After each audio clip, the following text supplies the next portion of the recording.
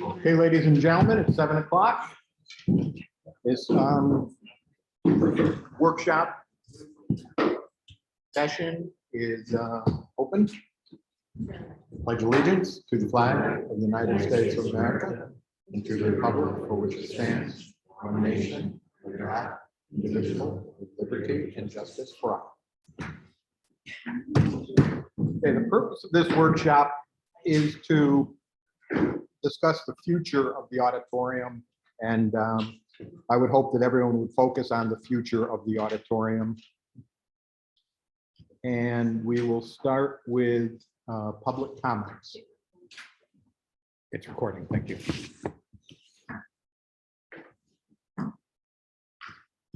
Public comments.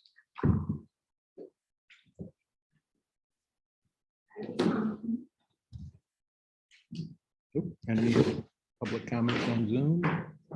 Maybe. Okay. On September 2nd, the results of the survey were mailed to board members and to village residents on September 6th. And I just wanted to, I don't know how many of you have a copy with you, but I just wanted to go briefly over the results.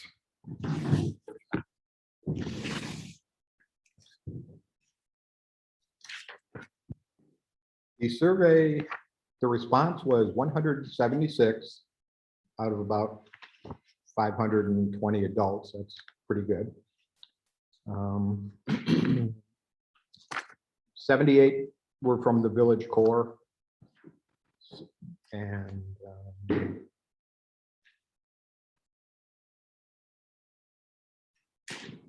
can't read the other percents, but 77 were from the village core.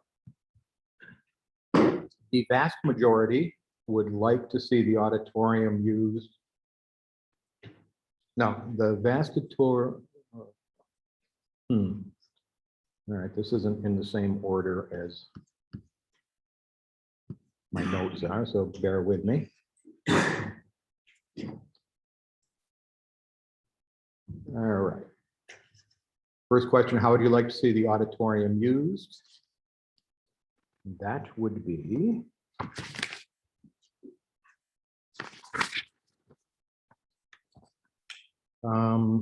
Most people,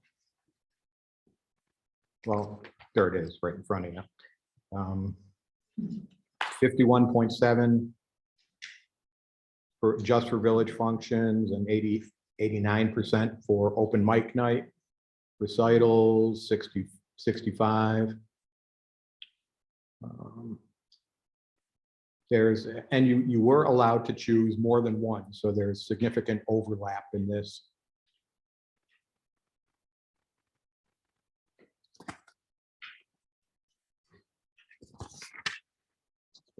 Right. Find the next one. How many events do you attend in the auditorium each year typically? And the vast majority attend between 10 and 20 events. And the number of respondents here was, doesn't say. How many events would you like to see at the auditorium each year? And the vast majority was between 5 and 25, this group in here. 5 and 20, I'm sorry.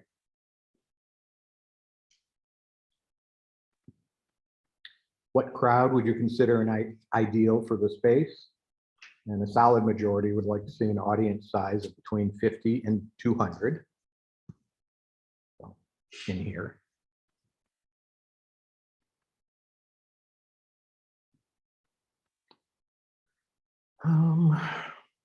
What factors have caused you not to attend past events? It's pretty dramatic. Events offered not of interest, or was not aware of event in time.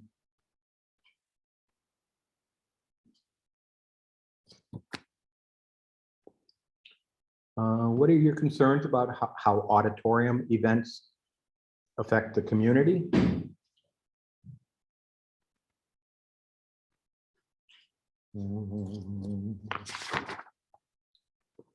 Concerns about auditorium use, speeding, traffic, parking, and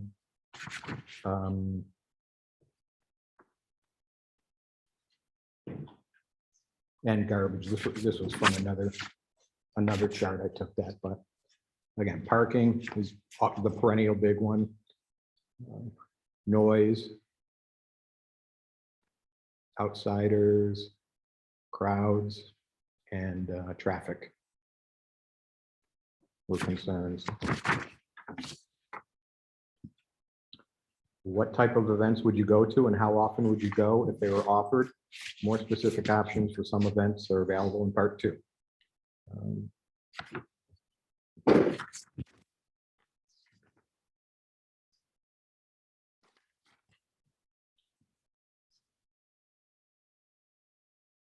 Again, live performances. Again, this is cut off, so I'm going to come back to that later. How have you become aware of auditorium events? Check all that apply. And Facebook and word of mouth were the 2 biggest ones. Village post office was in 3rd. Email was in 4th. Online event calendars with radio and Instagram way at the bottom. Would you be interested in volunteering in exchange for free attendance? 45% said maybe, 21% no, 34% said yes. The best way to communicate weekly or bi-weekly village news to residents. 86% said email, Facebook, and other village Facebook page was 50%, and other Facebook pages 9%, and mail 8%. And there's comments, a lot of other things that you can look at on your copies. Live performances, check all that apply what you would be interested in live performances. Again, plays, musicals, comedy, murder mystery were the big ones. Dinner theater and talent show coming in behind. Children events, music, magic, puppets, stories, recitals. Music events. Local musicians was most popular, followed by acoustic, classical,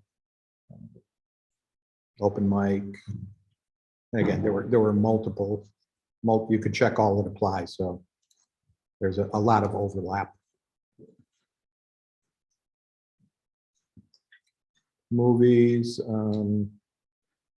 comedy, cult classics, black and white, drama, foreign. There's a whole host of them there that you can review at your leisure.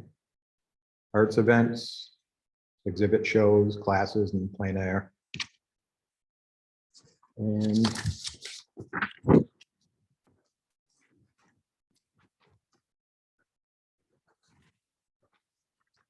I think that's it for the survey. If you have your copies with you, if you had any discussion points, anything you wanted to add to that?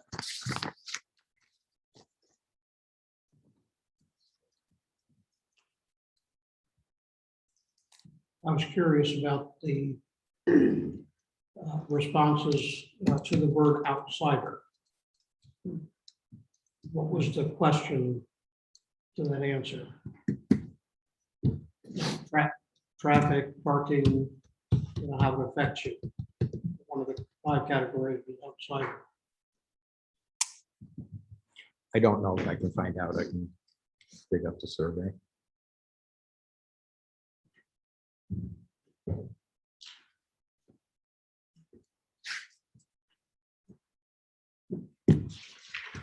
Anything else? I know obviously this survey only went out to village residents alone, but in terms of how people hear about things, I think it was pretty clear that there was a couple main avenues. And I know in the past we spent quite a lot of money in the budget on radio advertising. And I know that was one of the lowest, obviously it is the village, so I think that's part of it, but I think going forward for me, we're looking at getting the word out there more to people from beyond the village. It makes sense to me to probably shrink that amount of money down and focus more on social media. I think we can get much more bang for your buck for the low price to do sponsored ads on social media than on traditional news radio.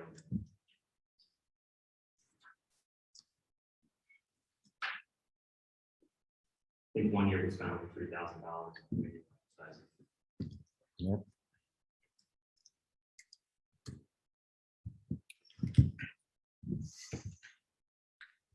Okay, moving on to finances. So are we discussing the survey kind of as a whole? It's up to you guys. I mean, these are the survey results. We're just putting it out there for your comments on, Yeah. and your thoughts, comments. Yeah, I mean, I don't want to make you feel bad if it was there, but I just found it a little baffling, some of the questions and a little contradictory in some places. For example, what factors have caused you not to attend past events? And the events were not interesting. I mean, I find that incredible. With the numbers of people that do go, that who are the people who are saying the events are not interesting? All of the other people are happy with at least majority of these events. I don't. I think in that regard, we have a wide variety of events at the auditorium. We have the music, we have Cirque du Soleil, we have the guided girls that did poetry and around. So there's a wide variety of interests. And I know I responded that, some of them didn't interest me, is why I didn't go. But that's okay. If you have Yeah. variety, then there's something to appeal to everybody. So there's going to be, percentage that say it's not interesting. That's okay. Because we do have such a variety. And what factors cause you not attend past events? It's almost like, what factors would cause you not attend past events? The answer is either yes or no. So yes is the blue, and yes is the events offered not interesting. The no is the red, and the no, the high percentages of people who are saying seating is not a reason that they don't go. The fact, people are saying seating is not a reason they haven't attended events. Am I correct? Yes. Okay. Parking is not a reason people haven't attended the event. Right. I'm assuming people from outside the village might have a reason why they haven't. And that's part of my issue is then if parking is not, doesn't affect people, and it's mirrored again on page 5, where there's a question about parking. And if you add the blue and the orange, parking doesn't affect people. People say parking is a big issue. So what is parking, who's affected by parking? People are affected by other people's parking. Well, then that's a confusing, I don't No, I understand. This is baffling. That's a good point. It could have been parsed out. It, when I look at this, I just get confused about how, if you go to children's events on page 5, on the second draft, children's events, not interested, blue, overwhelming number of people say they're not interested in children's events. But if you look on the inside, you see overwhelming numbers of people say they are interested in children's events. So which is it? And I guess that's the thing about the survey. It's contradictory. I don't get it. Pretty much everything that was in the answers about what you would like to see, what was your favorite experience, what you'd like to see. I mean, it's all over the map. I mean, big events, small events, weddings, movies, everything. I mean, it's everybody would like to see everything. I don't know what you take away from this. I'm sorry. This is just my unscientific, unexpert opinion about a survey. Why couldn't you put a question in there that said, when you attend an event at the auditorium, how do you get there? And offer them 4 choices. Do you walk? Do you drive? Do you take the golf cart or other? I'm not getting a lot out of this. I'm just not. I mean, I know the numbers. I know a lot of people like to do this statistical stuff. I'm fine. Audience size, the overwhelming number of people would like to see the numbers kept to 50 to 200. Well, if you're looking to gather, if you're looking to bring more people, how does that square with the overwhelming number of people who don't want to see 300 people? And, just a lot of stuff in here. I just don't, I don't understand. I don't understand too expensive. But anyway, again, I don't want to say that it's valueless. I mean, I think we do get a picture in time. I think it could have been done differently. More safe parking doesn't affect me. And then you have the speeding issue. You can put any survey in this village, any question before people, and over the decades of the time I've been here, speeding has always been an issue. Whether it's real or perceived, I don't know. I think speeding is subjective in some cases, but Gary's earlier survey from a year ago or so pretty much confirmed that pretty much everybody speeds all the time. So I don't know how that serves us. So I'm all over the map of what I'm talking about, but I guess I think we could have done the survey. I think it was a good first step, and I thank those who were, And I Took the time to do it. it. Yeah, I mean, it's hard to do this stuff.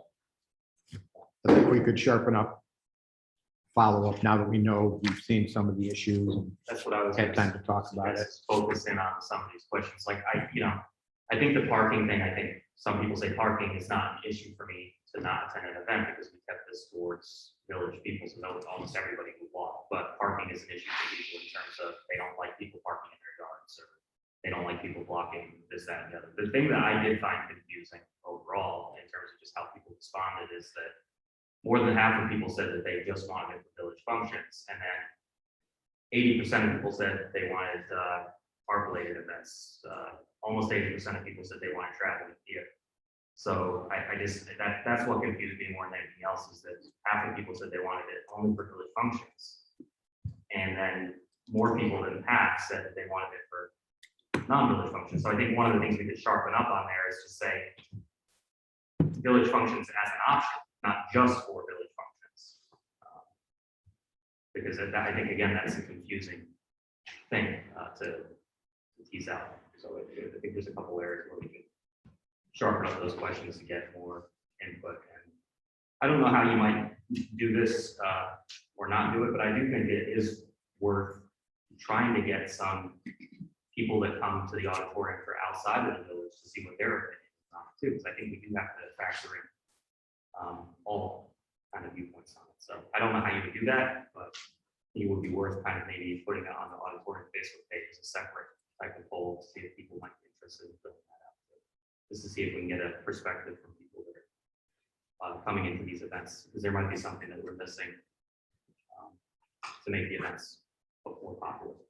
But I think going to what Matt said, and there is some clarity here. I mean, I think there's a significant number of people in the village who don't want to see large scale. I want to use the word outsiders. I think that's a terrible, terrible attitude to take. But I think it goes to explaining some of this. I think a lot of it honestly is due to the parking. I think that's why a lot of people are hesitant for it.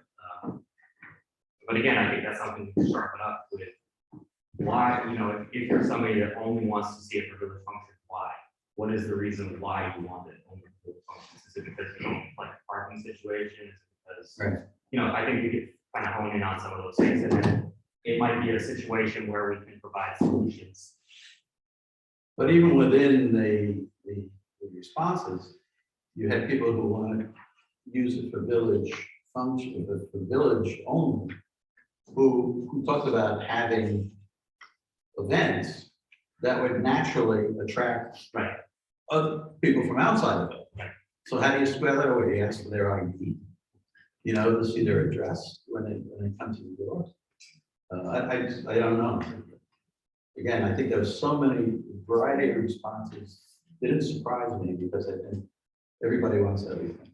And I don't know if that's possible. Well, I think because everybody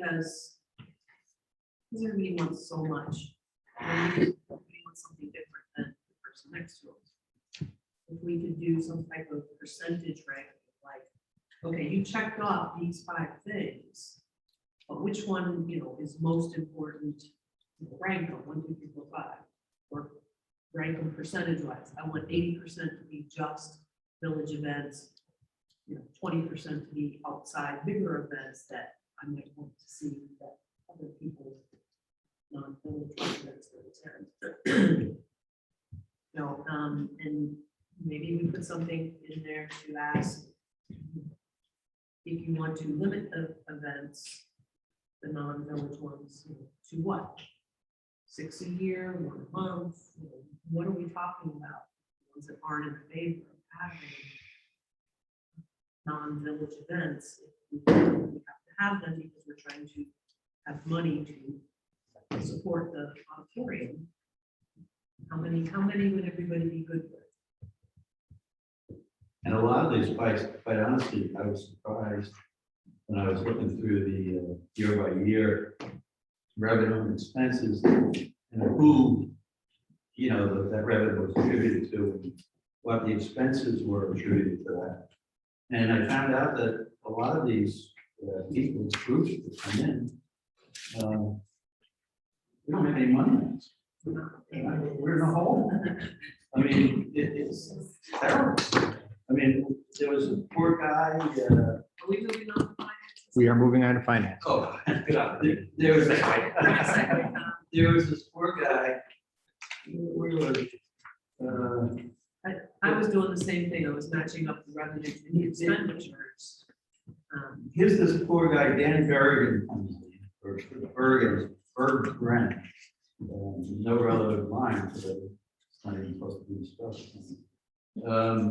It cost us $400. The guy brought in $155. Well, my assumption, again, like I know I'm newer to the board, but my assumption was that, the thought process was probably that we need to prime the pump. We need to pay to have some of these acts come in order to sort of promote, that the auditorium is more than just village events. And that's fine. That's fine. But my question would be, was there a plan of, is this always going to be? Is this just for the first 3 to 5 years? Is it on a declining basis over the years as the auditorium gets more widely known post-COVID? Or is there a plan for these subsidized events? Because obviously we're paying for it. Well, this is, I think, the first time we've ever looked at it Right. historically over the years. Yeah, other than Right. signing vouchers. Because we have no auditorium season, we're going to assume that anything is not. Organ concerts were, we didn't say we're doing this to make money, we were doing it as a community benefit. I think, Terry and Rachel, we've had several different auditorium managers over the years, where we've tried to do something going forward. So Terry and Rachel had, and people are doing this about a vision. We've talked about it. Terry and Rachel brought in some interesting things. They tried to diversify what we offer. They did that for a couple of years. They had very good ideas, and some of them got to be larger than they could, were willing to manage. Adrian offered to do that. We got Adrian doing that. She had a production background, so had some connections to places. So she expanded it further. So how about we try this? Why don't we try some of these larger groups that people to, as we said, understand us as a venue. Offer a wider variety of programs to see what flew and what did not. So there's going to be hits and misses. I think the year before, so she's been doing this a couple of years, and then this is what was her 3rd year or 4th year? Third. This is 3rd. So the one year, is it 2 years before the pandemic that she had? In 2018-19. So that's 2019, She right? started in the summer of 18. Yeah. She started in the summer of 2018. Yeah. So she had 2018, 2019, and then 2020. was when the pandemic, where we, yeah. And then So- Yes, Yeah. but the idea being here, if you look at what happened in the summer of 2018, there was a wider variety of things. In 2019, expanded further, worked out a marketing budget, tried to work with that. 2020, we've already booked things, and we were sort of stumbling along. And then 2021, couldn't book we tried to book a few things and had a kind of hit or miss kind of year. So I think something was attempted and was a bit derailed by the pandemic. And then now we're talking about what we want to do. But I think it's a really good idea. But there's no real change in the bottom line. It's just a bunch of red ink. What hasn't changed? Well, we lose a little money every year. We've never made I money on understand. downturn. I guess the one thing to say is that, I mean, there was a trend here of non-improvement at the best or slightly worse in terms of, Well, if the entire goal was to make money on the or auditorium, lose, I guess lose less money would be Right. the goal too. right? Yeah. Yeah, but I think the amount of money brought in also increased quite a bit. So you can see from 2017, 18 to 2019, not quite double. Yeah. I mean, Yeah, I mean, that was, A part of that, and I'm not sure if this should even be in there, markets has $4,000 Which year, Gary? cat in 2017, 2018. For use of the auditorium. That's the market share that we get from. So that so really, that's in. but that was before we switched out, split the codes. So that would have gone into this code. It's really not Oh, I see, auditorium yeah. revenue. Yeah. That's a little misleading. Yeah. Sorry. I think there's probably, and I think, again, I think some part of it was that we have a lot of some of the things people want to see year after year, and then I think other things that there were people that were coming year after year where it wasn't really that much of an attraction, so I think that's something that a manager might want to look at. down Yeah, the well, road. like the Scott Sherrard thing. Yeah, An attempt, a discussion. Yeah. To bring in someone larger. Yeah. There are people, I do not know who Scott Sherrard is. There are people who said, you know, Scott Sherrard Right, to me. So, there's, yeah, right. but then people So- didn't know about it, that's the problem, so like, if you look at the people that came to that concert, because I was there both years, one year was actually fell on my birthday, it was the year we made more money. Oh, right. But almost everybody that came to that event, barring maybe 10, were from inside the village. Mhm. And that same year, we spent how much on 3,100. we spent 1 year, we spent over $3,000 on WAMC radio and 1,200 on WMHT. So we spent almost, over $4,000. And then the following year, $716, and nobody knew about it. So I think that's one of the things we gotta get smarter at, is if we're going to bring in a big act, people gotta know about it, because you gotta pay for somebody to earn $4,400. Well, yeah, I think there. It's not gonna be supported by the village alone, Of possibly. course, no, and marketing has often always been an issue with this. Yeah. So it was, But I think the premise is sound, is that, because I can't tell you the amount of people that do come in from outside to say, you know what, I lived here my entire life, I never knew this place existed. And Right, that's the and- reason why I came here, because of Scott Gerard, and Right. now I know this place exists, and maybe I'll follow him on Facebook and find out. and it was my understanding that a good part of this survey was Adrian asking for guidance about what the village is looking for, Yeah. because if you're gonna try and promote it, you have to say this is what it is. Yeah. And we didn't really have clear vision. Right.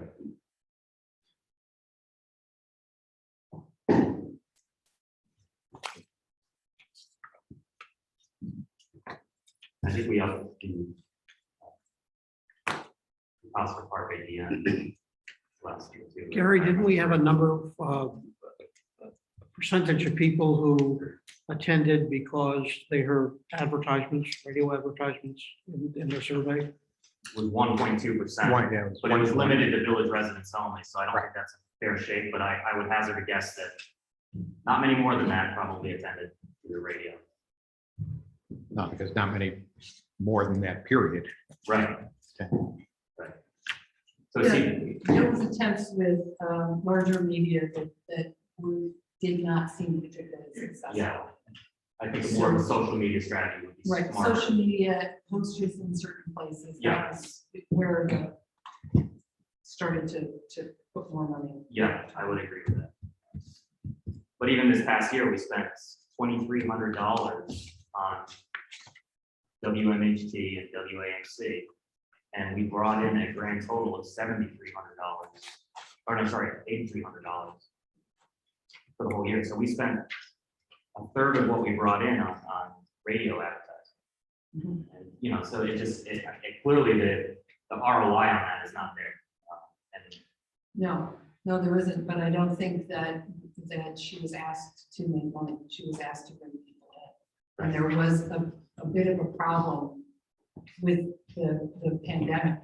And I'm saying even pre-pandemic, I think if you bring people in, you're gonna have money also to go hand in hand, right? So I think. I don't think anybody knows where the auditorium is. I don't think we market this as a regional venue that has parking over at the ball field and we regularly, have these amenities or whatever. I don't think people know what we have. Yeah. And I don't think putting a radio ad on strategically is going to make any difference with that. I agree. I think so. I think you need to bring, if you want the auditorium to make more, if her task is to bring more people in, then I don't think you would notice that in terms of more people attending the events and that didn't occur. It's certainly not doing the pandemic. No, yeah. Not just this year, but previous to the pandemic too.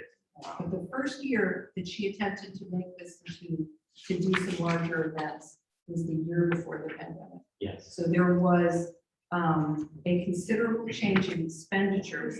Yeah. And also revenue in that year. And then it started to go south. Now, I'm not saying that she was doing a fabulous job all around. What I'm saying is there was an attempt without direction to try and put some larger ideas in Right. here, diversify, bring some bigger acts in. We'll have a rock group, we'll have a folk group, we'll, I think that was the 2018-19 season. If you look at all the different events, that was the Yeah. year that we had a ton of events. Yeah. And then 2019 into 2020, we had a similar decent number of events, but ended up losing quite a bit more. And then obviously then you're going into the pandemic in 2020, 2021, where we did virtually nothing. And then now we're coming out of the pandemic this year. And so just, I guess, I guess we'll kind of think about what we're gonna do with this, but I think it's incumbent upon us as trustees to figure out how to minimize losses, because those losses are taxpayer dollars. if the goal is to, it depends on what the goal for the auditorium is. Well, regardless of what the goal is, I think we should be minimizing to the extent that we can. Yeah, but I'm saying the auditorium has never made money, and Right. so, what is an acceptable loss? Because it's nice to have an auditorium there, and it's $10,000 a year, but that's just part of our budget. And, or is that not what I would want to do it? I think there needs to be more direction. I think there's been a lot of ideas in the last, I've been involved with an auditorium committee of some sort for at least 12 to 15 years here.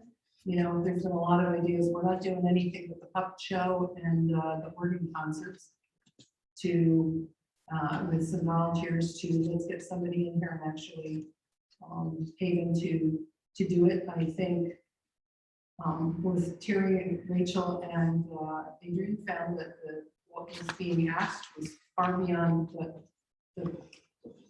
think in the end, it was $5,000 fee. With the amount of time that this would take to put together stuff. What was the one that was doing the theater here before, that wanted to go in? There was a woman who, yes, Mark Milan was doing some stuff, and the second year she was doing it, she wanted $40,000 to do it. The offer was declined by the mayor at the time, but I don't think it's asking a lot, just so we know that it's asking, there's a lot to be done. $5,000 is not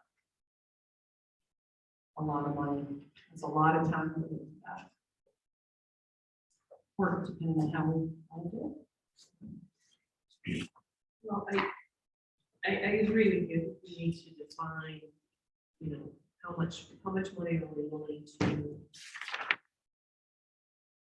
spend each year to support the auditorium.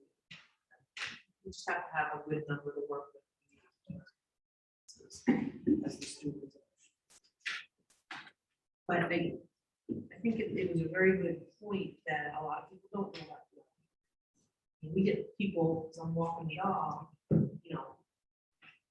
can you tell me what that building is? And I start to tell them, oh, can we go in? I'm like, no.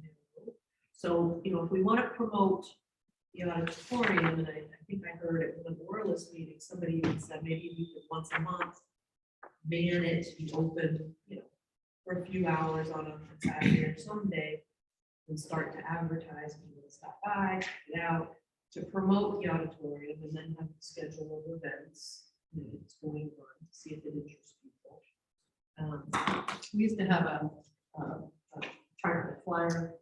I know I helped distribute it one year. It was like we used to hand it out to people.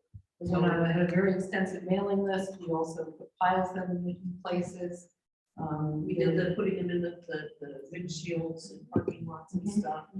So, with advertising, we can get back to some of that, as well as maybe take a play stage from markets and antiques festival.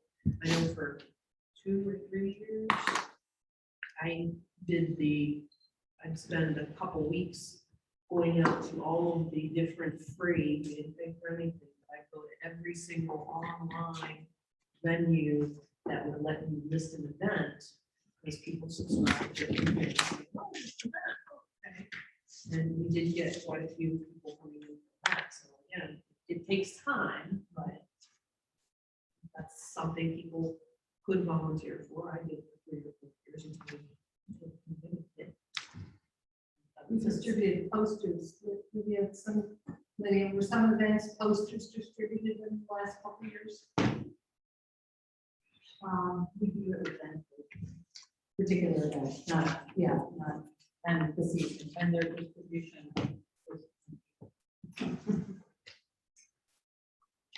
Didn't we once do little cards with the list of events and a photo of the auditorium? And then either send them out via mail or distribute them in various places. I used to drop them off here. I think it became an issue as more events were scheduled, that it was hard to keep that information up to date. Because we were scheduling things throughout the summer. I don't think that's a reason not to do it. But I agree. There were social media outlets and online outlets that I was typing into a couple of years in a row. Times Union had a place, or Saratoga, whatever, had a, so there was a list of those for a while. We tried a few different things. So we just maybe need to, everything that we've been doing, just kind of stand them up and be consistent about doing them consistently. True. And I think for most of the events, we have not allowed people to purchase tickets ahead of time. I know maybe one or two events, that's the case. And I think that's maybe another area where we can look to have like an Eventbrite type page where people, because if people buy tickets ahead of time, they're more likely to come to the event to begin with. So I think that's another thing to look at, is to allow people to look at a way to have pre-purchase some tickets for people that are coming from outside. So I think some people might see Scott Gerard and think, oh, he's coming to the Brown Lake on September 8th. I'm like, oh, I'll go there, and then they forget about it, right? So you want to be able to capture that person at that time when they see that sponsored ad to go ahead and buy tickets. So you capture them in the moment. Well, it was only a couple of years ago that we were able to take credit card payments at the door. Right, exactly. I mean, this So, is yeah, just, and I just think I had one other area I think we ought to look at is concessions for some of these larger events. And I'm not sure how the village, I don't think the village can technically run concessions, but having some sort of non-profit running the concessions, something along those lines, because most venues that have live performances make a significant chunk of their revenue from concessions. So I'm not saying we're gonna have open mic night with concessions, but if you have one of these Scott Gerard type events where it is costing a lot of money, then we should have some sort of ability to also sell concessions, whether we're not for profit or however, whatever vehicle that is. But I think it would make sense, and you'd be able to offset a lot of costs that way. You need fewer people, fewer butts and seats, because they're going to spend $25 for the ticket, but they might spend another $15 or $20 or. right, well, at least with past experience has been, if we could get people to do concessions, they, they would want to pick and choose which events they were doing, they didn't want to do them all. Yeah. And, or they really, if they were going to, there's such an unevenness in the number of people there, that to bring this stuff in, because you can't. Yeah, Bring it I'm through talking there. about having somebody actually, not a private company, but a non-profit or whatever, buying a case of whatever and selling it, or pieces and selling it. So making money that way, not having a food truck come in where they're taking 95% or 100% of profits. Well, I think the idea was, And I might not. yeah, I mean, the idea being that nobody would do that consistently, we had said to Leah, I mean, just put concessions in there, we said this to several people. Take whatever money you can make if you want, because just to consistently have concessions there so people knew that they could rely on getting something there. And that was problematic because it was so, you have to have people demand it, you're losing stock, produce, product if there's no one there. So it wasn't attractive to an outside person. Right. And an interior person, that's another set of volunteers to. I think it could be paid. I mean, it could be paid out. Well, I think it's something to consider. Like, for instance, that person could be paid based off of the profits that were generated by the concession, and the remainder going through the profits. I think the idea of the food trucks is people will be happy to come to the event if they know they're going to get concession. Sure. And however we need to get it there. If the food truck thinks that they're gonna make some money, well, have at it.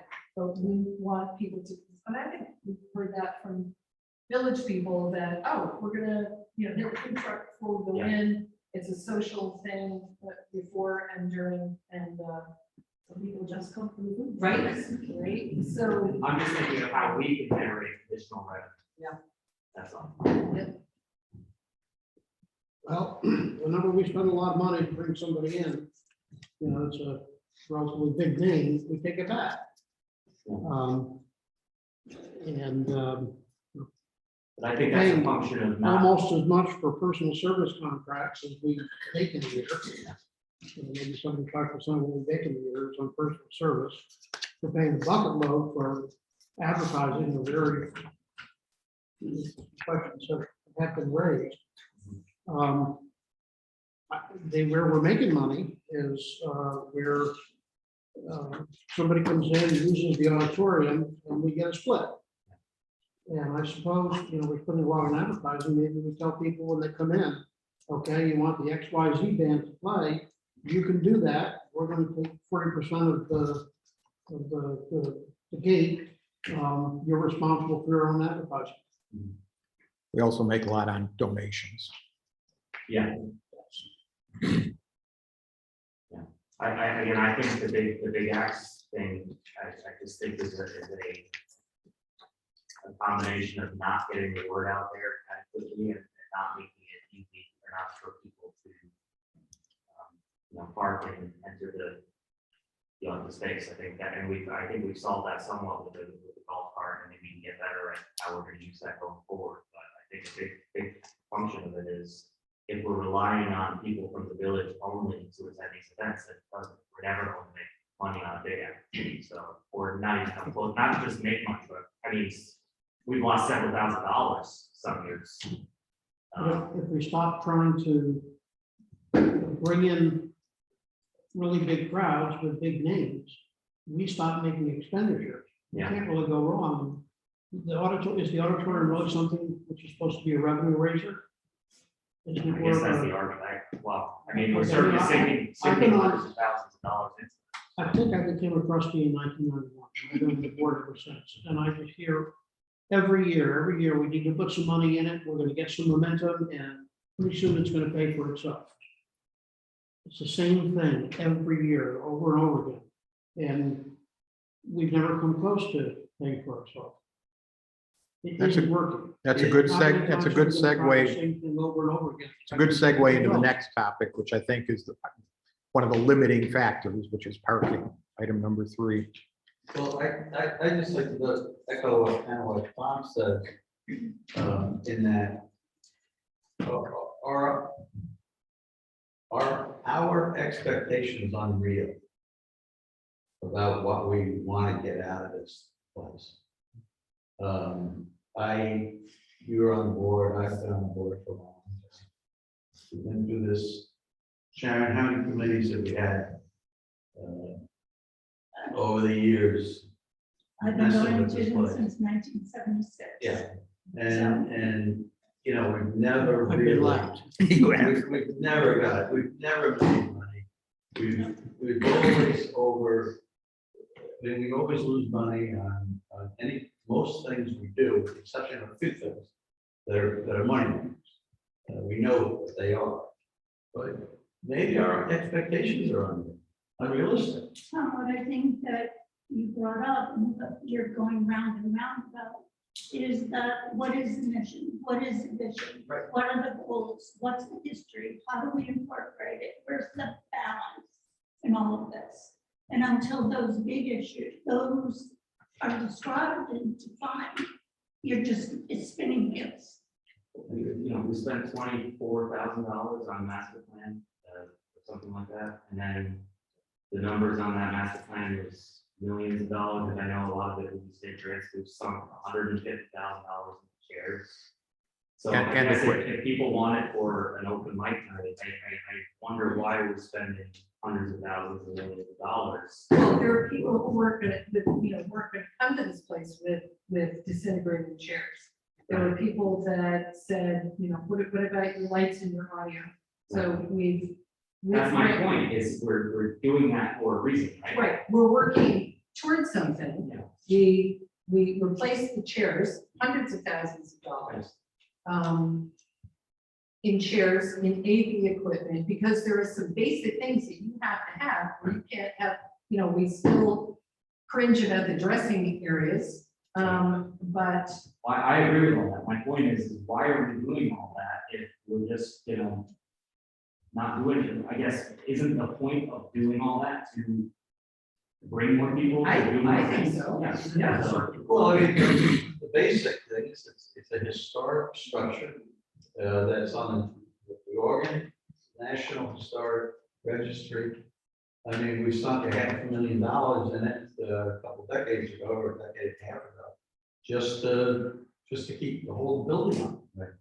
I mean, it costs $40,000 to make it, to complete the application and the. again. So, the people, I mean, I think the thing is, you know, it's part of the village's history. And it serves a purpose, I'm just not sure where and what the purpose ought to be. Well, that's a good segue to the next topic It's like, wait, of parking, because that has always been the limiting factor to my mind, to the use of the auditorium. The other night, the Ballston Spa Community Band was here. There were 50 band members on stage, 125 in the audience. It filled the Zim Smith parking lot and used some of the spots in the Methodist church. I got permission to use that. So that's about 175 people. I took 30 people each way on the golf cart. I mean, that seemed a reasonable size. That was manageable. There weren't people. Bob was circulating around the auditorium, so there weren't people parking on lots. But I mean, if we're talking about 300 people for an event, where are we putting them? Well, I mean, these are the available spots that are up here. Well, yeah, I mean, if you count the slots, if you take 350 people, you're not gonna get 300 cars. You're gonna get some double-digit fraction of that, because you're gonna get two people. You're gonna get people who walk. But you got the possibilities at the ball field, Scott, 60, 70 cars. 40 up here. On the dirt, by the basketball courts. No, not 40. No, I didn't say 40, I meant 40 at the track, at Zim Smith.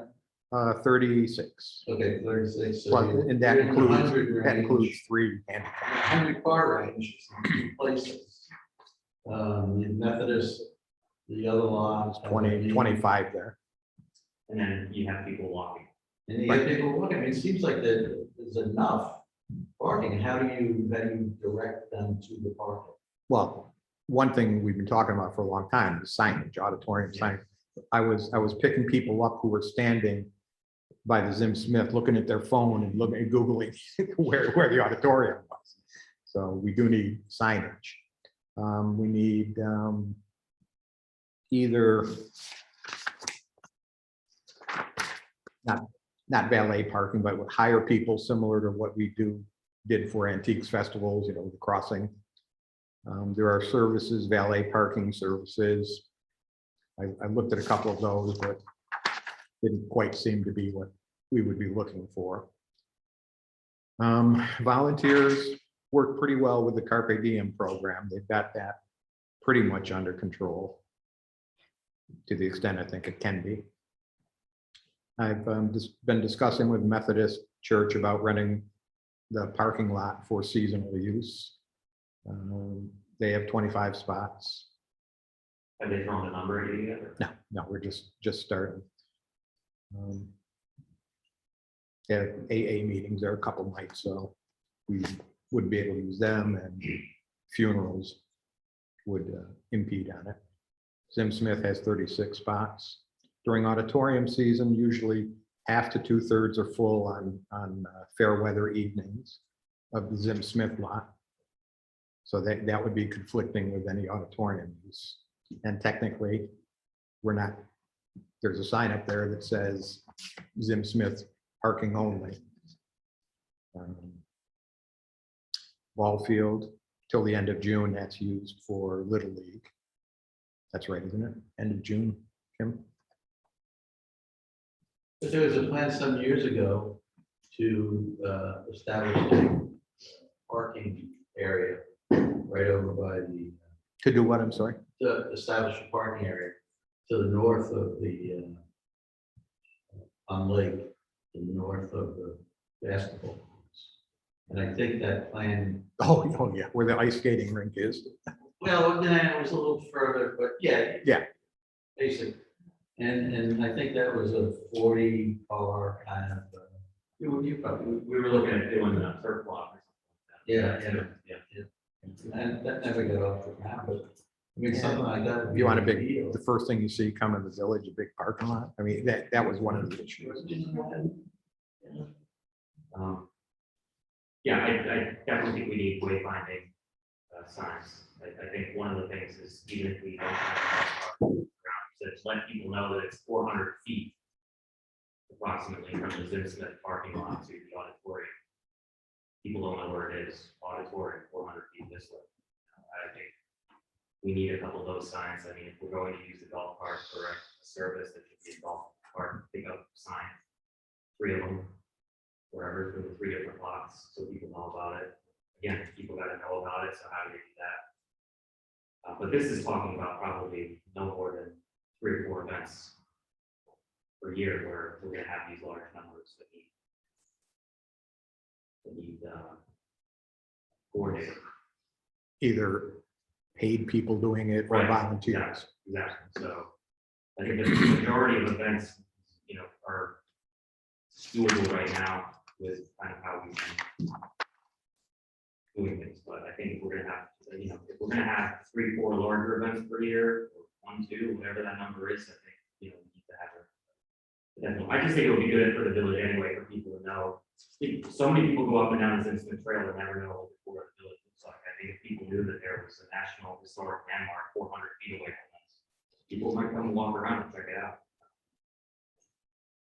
Whether that people like that, I think it's good. I think it's good for the village that where people get to know what's in here and the historic value of it. So, we haven't talked about signs for a long time. We talked about putting things on pavement. Yeah. So it's, auditorium here, follow the music notes, whatever, doesn't necessarily, there's a lot of different. We were talking about the definitive auditorium policy, but also auditorium parking policy. So it'd be nice to just be able to hand people this, you have, X number of people, this is the parking plan that's going to effect, and you've got to find these people to, you've got to coordinate, you've got to hire people, you've got to park here, whatever.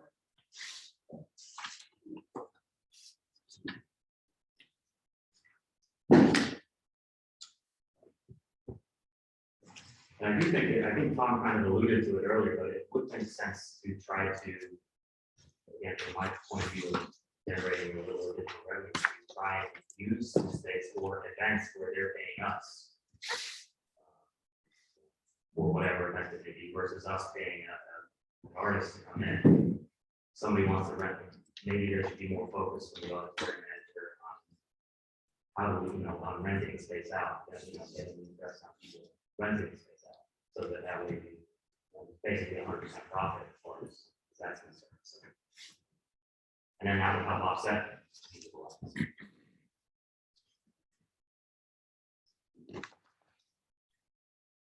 Okay, moving on to auditorium community use policy. We have the, Yeah, I think we're going to, we're going to discuss it. I know Matt and I are going to meet about it. Tom was going to work something out. he sent that out a while ago. Right, but I know he did, but I don't know that that meant that we were going to. This is our meeting about it. No, this is our auditorium community. I thought we were talking about the survey, not about policy. And as I understood it, Matt and I were going to get together and talk about a policy. We have a rental policy. We felt that we should have a regular auditorium use policy.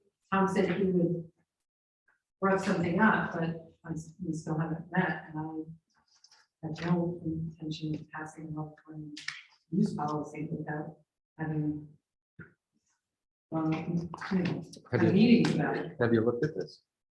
Have you read it? But it wasn't the process that I understood we were going to do. I haven't I didn't, marked it up. I didn't. haven't- I didn't catch that. All I heard was Tom say that he would. Well, I Send know it- when I send wrote this the around. auditorium rental use policy, it took a little bit of time. And I wrote it and then we passed it back and forth a little bit. And that's what we talked about in the last meeting, is that Matt and I would get together and create a policy. So I think this is a great thing to work off. It's a lot easier to create something that can edit rather than write. So I appreciate that work, but I thought we were gonna do All right, well, more. it's not going to be open for a number of months, so there's no Right. urgency to it. Yeah. All right, that was easy. So we're not gonna do that. Okay. When, You want to change No, I- comments? I thought that was the purpose of tonight's meeting in large part. That's what I thought too. Yeah, I read it and I had some questions, but if you guys didn't get. Well, we can, Raise it down. yeah, raise it now, we'll put it in the mix. Well, one of the things that I was a little concerned about with the use policy was that we were handing the thing off to we're handing this off to the auditorium manager, the mayor, or the village board. I think it's that's somewhere in there. And Can I make a preparatory comment, Tom? yes, absolutely. We had a auditorium manager contract that just expired at the end of October. But we don't have, this board hasn't established an auditorium manager position, which it would fill every year at the organizational meeting, and name who the auditorium manager is going to be. So in our policies and discussions, we talked about the mayor, we talked about the auditorium manager, we talked about the village office, as various people that you touch base with. I think it might be advisable for this board to establish the position of auditorium manager and fill that on a regular basis. And also provide that if the auditorium manager steps down, that, what's the process for filling that position again? Because right now, we just have an expired contract. There is no auditorium manager. So is anybody who's interested in using the auditorium going to have to wait and come to the entire board? Or can they go to the village office, or can they go to the mayor, or can they go to the liaison from the board to the auditorium? I'm not sure it particularly matters, but I think the board needs to establish who is going to serve the function of auditorium manager. That is, somebody who's in charge of the auditorium between board meetings. Yes, and the contract, this agreement, what changed considerably between in the years, because the marketing function was taken out and put into something else. So the agreement for this year and the year before are quite different. So we tried to think about all of the duties that, and the way Rachel and Terry approached it and the way Adrian approached it were very different. We still, it's like, well, who's gonna keep the calendar? Who's going to oversee the marketing? And I think it would be very good to say, these are all the functions we want an auditorium manager to do. And what has been also dependent on the interest of the people willing to do it. Because if somebody said, I want to do this, but I really don't want to do this, somebody else has got to do that. We have worked with that. This board can, change the duties and the goals of the auditorium manager from time to time as it deems appropriate. But I think establishing a position so that we always either have someone there, or at least we know that position is empty and we're looking for someone, is an important thing to do to reduce confusion about use of the auditorium. Who calls, who? Yeah, I was going back to what you just said. Not everybody has the expertise to do everything we may be asked. And that's I don't know if it could be one person. that's I a think it's problem lot. that we've had for years. And one of the things I was saying, you guys were figure out is the auditorium, where is it? Something, request for the auditorium grounds use must be approved by the auditorium manager, the mayor, or the board of trustees. So kind of like, I think we have to define, which is it? Well, let's establish a position and then we have our rinse. Because right now we don't have an auditorium manager. Right. Going to the board, which this is a workshop session, but the actual board meeting is once a month. That's too funky, too slow.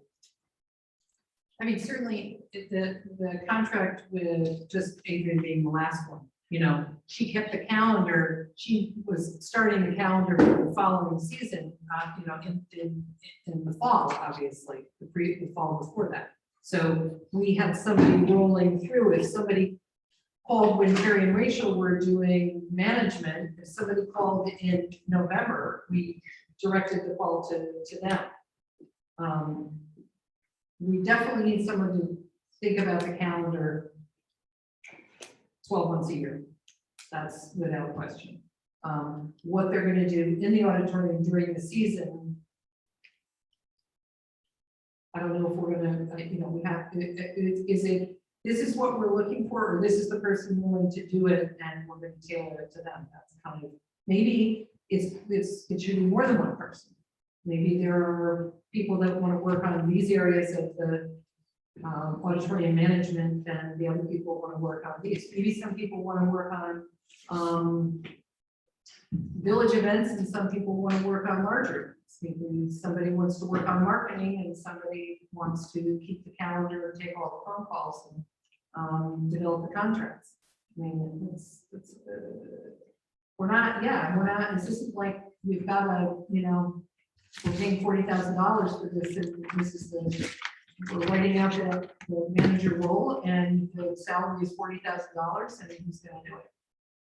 You know, we're working with things. Calls are coming every week. Yeah, and which is exciting, because I think we haven't had a lot going on. I think the groundwork was laid with all of the aforementioned people. And then there was a pandemic, and then now people are talking about, well, we're going to have some live performances. We're going to get back to that kind of thing. And we're definitely hearing from people. We've got 3 weddings already. Yeah. The wedding, fantastic. 3 weddings, and the Opera Saratoga has been in touch. Opera Saratoga's What been in happened touch. with Opera There was a- Saratoga last year. Weren't they supposed to come here? What they wanted was rehearsal days when they weren't available. They needed a certain number of days, but if they could, but that was kind of last minute. We already had things in place because there are other venues did not work out. So now they're saying, look, we know what production we'd like to do. We're gonna need, what they say, 5 rehearsal days before. Yeah, but it was not, it's like they've got an idea of a one performance, a few days, we can work around it. And we're like, this would be great. They want to do it in June. They're, you know, but we're gonna need to talk to them, you know, soon. And then there was a cellist who was saying that, you know, she would like to do some, so I think there's some interesting things in the pipeline.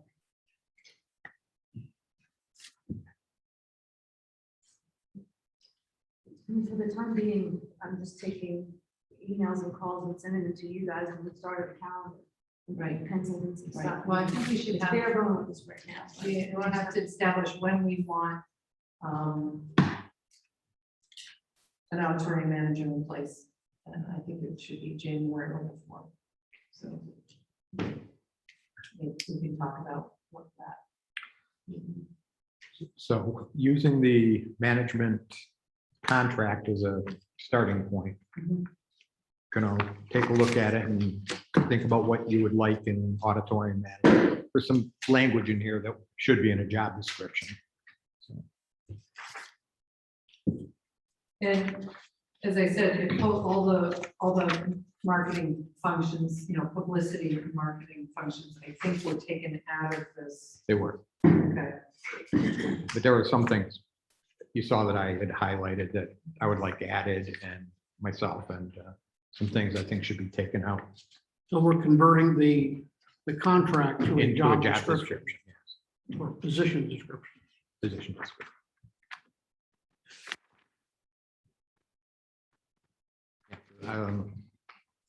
I don't like the village is responsible for organizing parking for large events. We already. Cleaning the outlined- bathrooms, That's a separate, it's in there. Well, that we normally do. We just have had trouble hiring somebody. Here in the rental policy, it states whoever the rentee is responsible for parking. Then this should be out of here. I think the reason that was put in there is because the auditorium manager did not want to be responsible. Yes.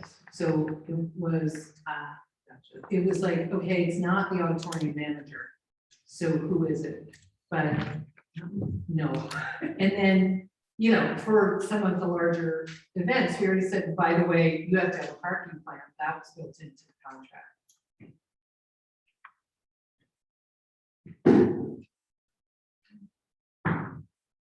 And like the paragraph about cleaning. The cleaning is supposed to be done by the village. Karen. That is Right. by- Who's going to be producing the drafts? Well, I'll start, and if people have ideas, you can get them to me. But as far as the cleaning goes, I mean, that has been an issue. I spent the whole season cleaning the bathrooms because we couldn't find anybody to clean. So the other thing is it must be available for unlocking and locking the auditorium.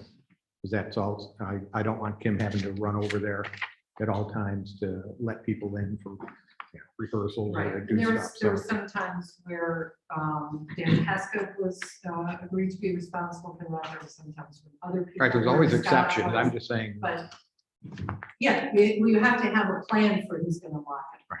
But it might not always be the auditorium manager. There were times when Scott would be working. So we have to figure out what's gonna happen with that. And I want to say also about Dan Pesca, by the way. Dan Pesca, we are unbelievably lucky to have. Where are you, Dan? Who's that masked man? We are unbelievably lucky to have Dan Pesca. He is tremendously underpaid. I don't think we could possibly pay him for what he does in that auditorium. For his oversight, for his vision of the AV equipment, for his creativity, and for the time he puts in there, I don't think it's possible. So whatever. we could still do- try.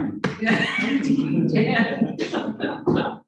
Happy. Damn it. Yeah. Have you mentioned, or have you talked about, Gary, or suggested or floated the idea of getting a professional cleaner for the auditorium? Paying somebody? Okay, well, why have we had a problem? Okay. Paying villagers or? Well, part of it is, the odd hours, Okay. cleaning is needed, weekends and after shows and things like that. Okay, So, there's not somebody we could there's not a way to contract. This is the days and times. Or the day after a show, you have the person running there. well, it's not like it's secure from animals, Well, that's. you don't want to leave stuff flying around. I think we've all cleaned in there. It sifts. It needs a huge cleaning at the beginning of the year. Yeah, that we've got It's very covered. serious. Yes, yeah. And then it needs to be, it needs to be cleaned every day it's used. Before and after the show. Both sides of the show.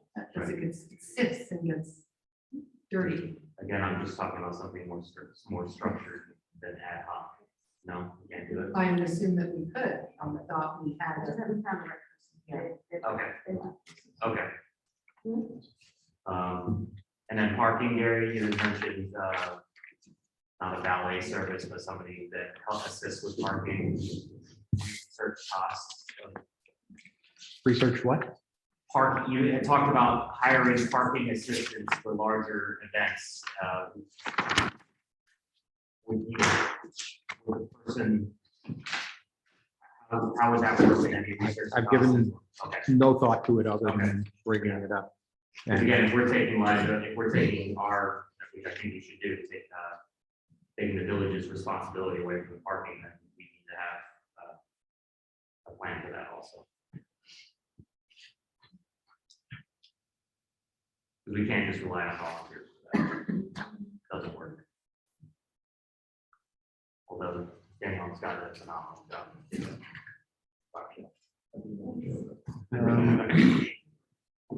all right, so the next item is advertising manager position, which probably we can hold off on until we have a better idea of what we want from a program manager.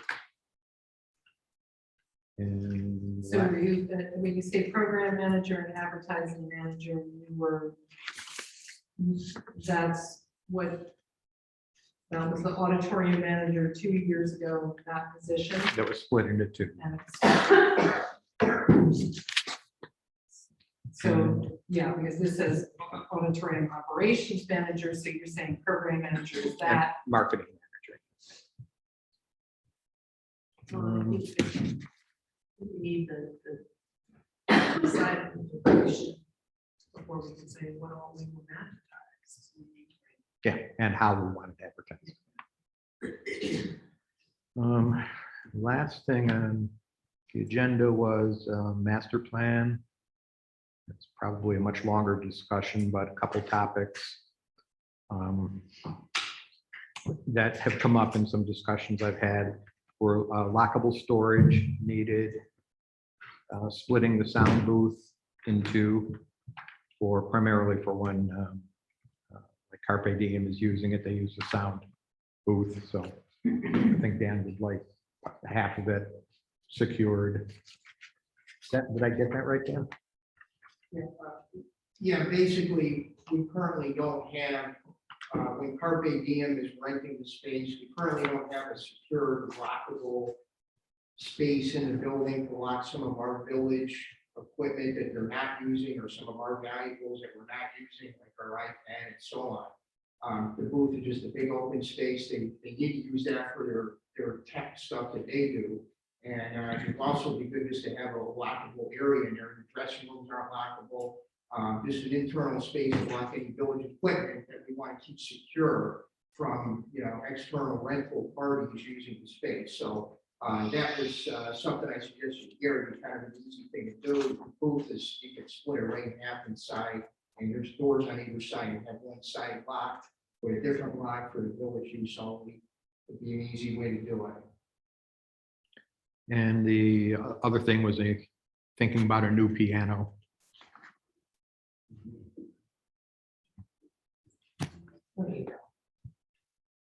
Depends on what kind of events we have.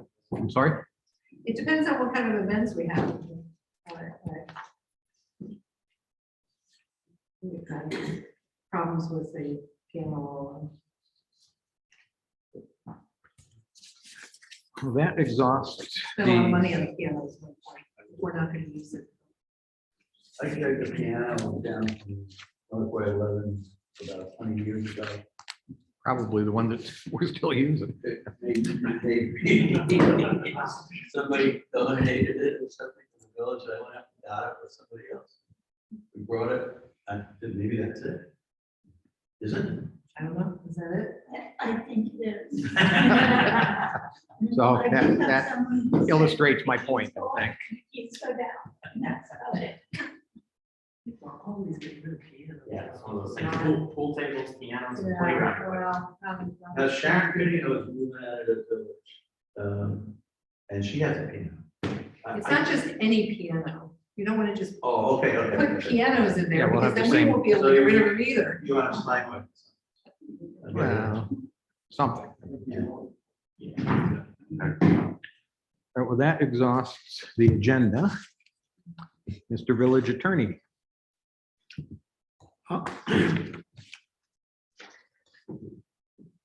We had engaged in a conversation with DEC about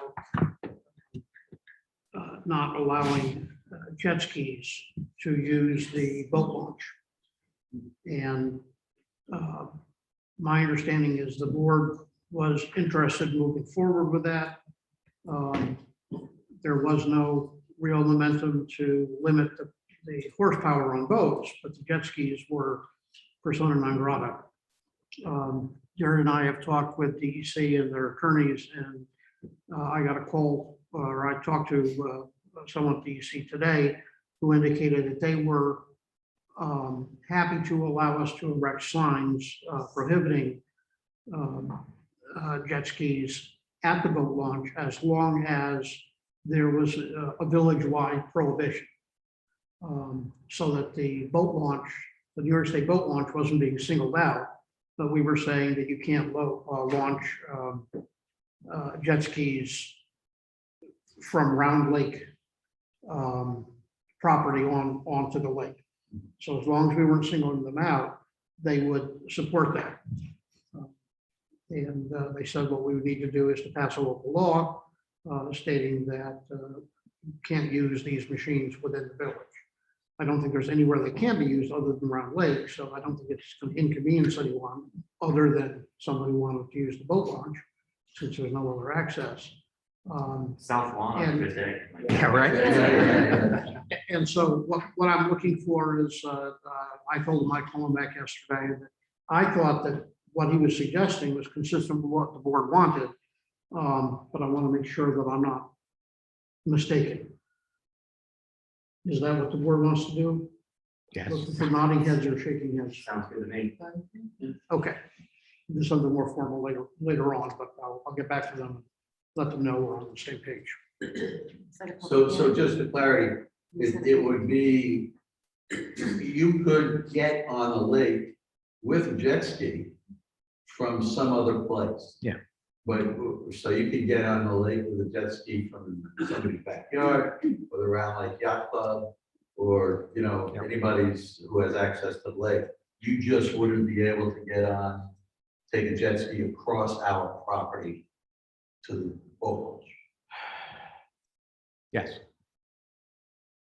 Village property. Okay, I thought he was saying a local law that we're not allowing jet skis at all. Did I misunderstand? No, No, we don't own the lake. We we- own about 100 yards, 50 yards out into the lake. we So- can't control the water. The water is controlled. It belongs to the people of the state of New York. It's just the shoreline access that we can control. But can we, And I guess there is a question of whether it's just crossing village property. Yeah. Or whether there's other property within the village where you could put a jet ski in. Well, just for example, take the guy who's right across from Zach's. He's carved out a little spot there, and I think we don't know. I don't Yeah. know who he is. Panaccio. He could put a big sign, jet ski access here, $5, launch your jet ski. It's not village property, it's private property. You could go to the Well, Round Lake Yacht Club and, well, I call it Round. And I don't think so. launch from- Not legally. Or launch from the guy's backyard, up to any one of these houses around the lake. Something from their personal house, yeah. Yeah, so They could do So we're not restricting it on the lake. We're Let's not restricting kid it. ourselves that that we're preventing the use of jet skis. We're gonna severely reduce it. We could reduce it. no, there are problems with safety with small boats around the boat launch. You know, kayaks interacting with jet skis and so forth, which are the problem. That's what we're concerned about, as we're trying to prevent. So you said also about limiting horsepower. Is that something we're still No, considering? that was, That was something that was mentioned, but nobody on the board seemed to be terribly concerned about it. And DEC has said that because of where its funding came to build that boat ramp, that it would give us significant amounts of grief if we tried to do that. that hasn't been a huge problem. It's not gonna, It's like they come in, they go, "Whoa, whoa," and they're like, shit, there's nowhere to go. Yeah. well, that's. You know, they try once. Try it once and then go. The business is born. But the fishermen may have big horsepower boats, but they don't use the motors. They use their little. Trolling motors. Trolling. So, it's fine. And one thing I'd like to bring up is I think we talked about whether we're interested in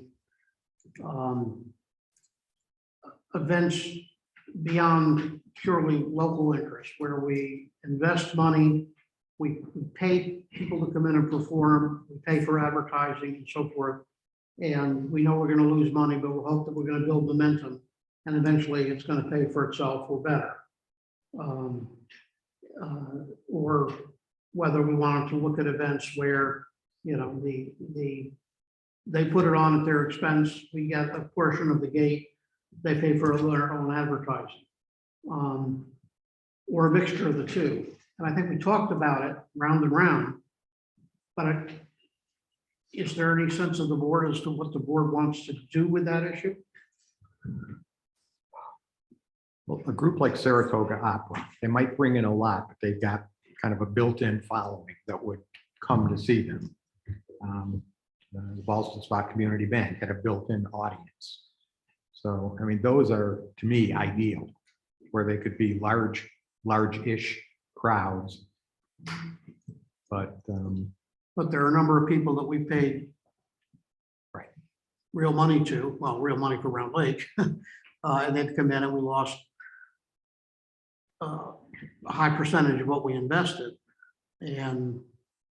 But the idea is if we do that, we're somehow going to get it right and it's going to build money as time goes on. And that's a policy decision for the board. well, I think Do we want to think Sharon- small? Sharon- Do we want to think big? Do we want a combination of the both?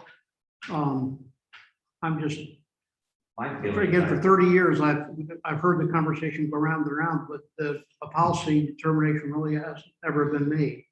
Are we going to move, is the board going to move toward a policy decision on that? My personal feelings, I think it's great to have one or two events per year that are kind of fun, large type events that to get a big act in. I think it's great. I think that's what the space is for. That's my personal opinion. And if we lost a little bit of money on those larger events, so be it. But I don't think you're going to be able to track those types of acts if you say, well, you got to generate your own. They want to get paid. You know, they're not going to say we'll take the risk of 40% of the gate or 50% of the gate. I don't see that. Some will, but not a lot of them. Yeah, I mean, you know, there were years where people said, just the organ concerts, can you, I mean, there are people who really like the organ concerts. And there are people who say, what's with that? Can't we have, what about a rock band?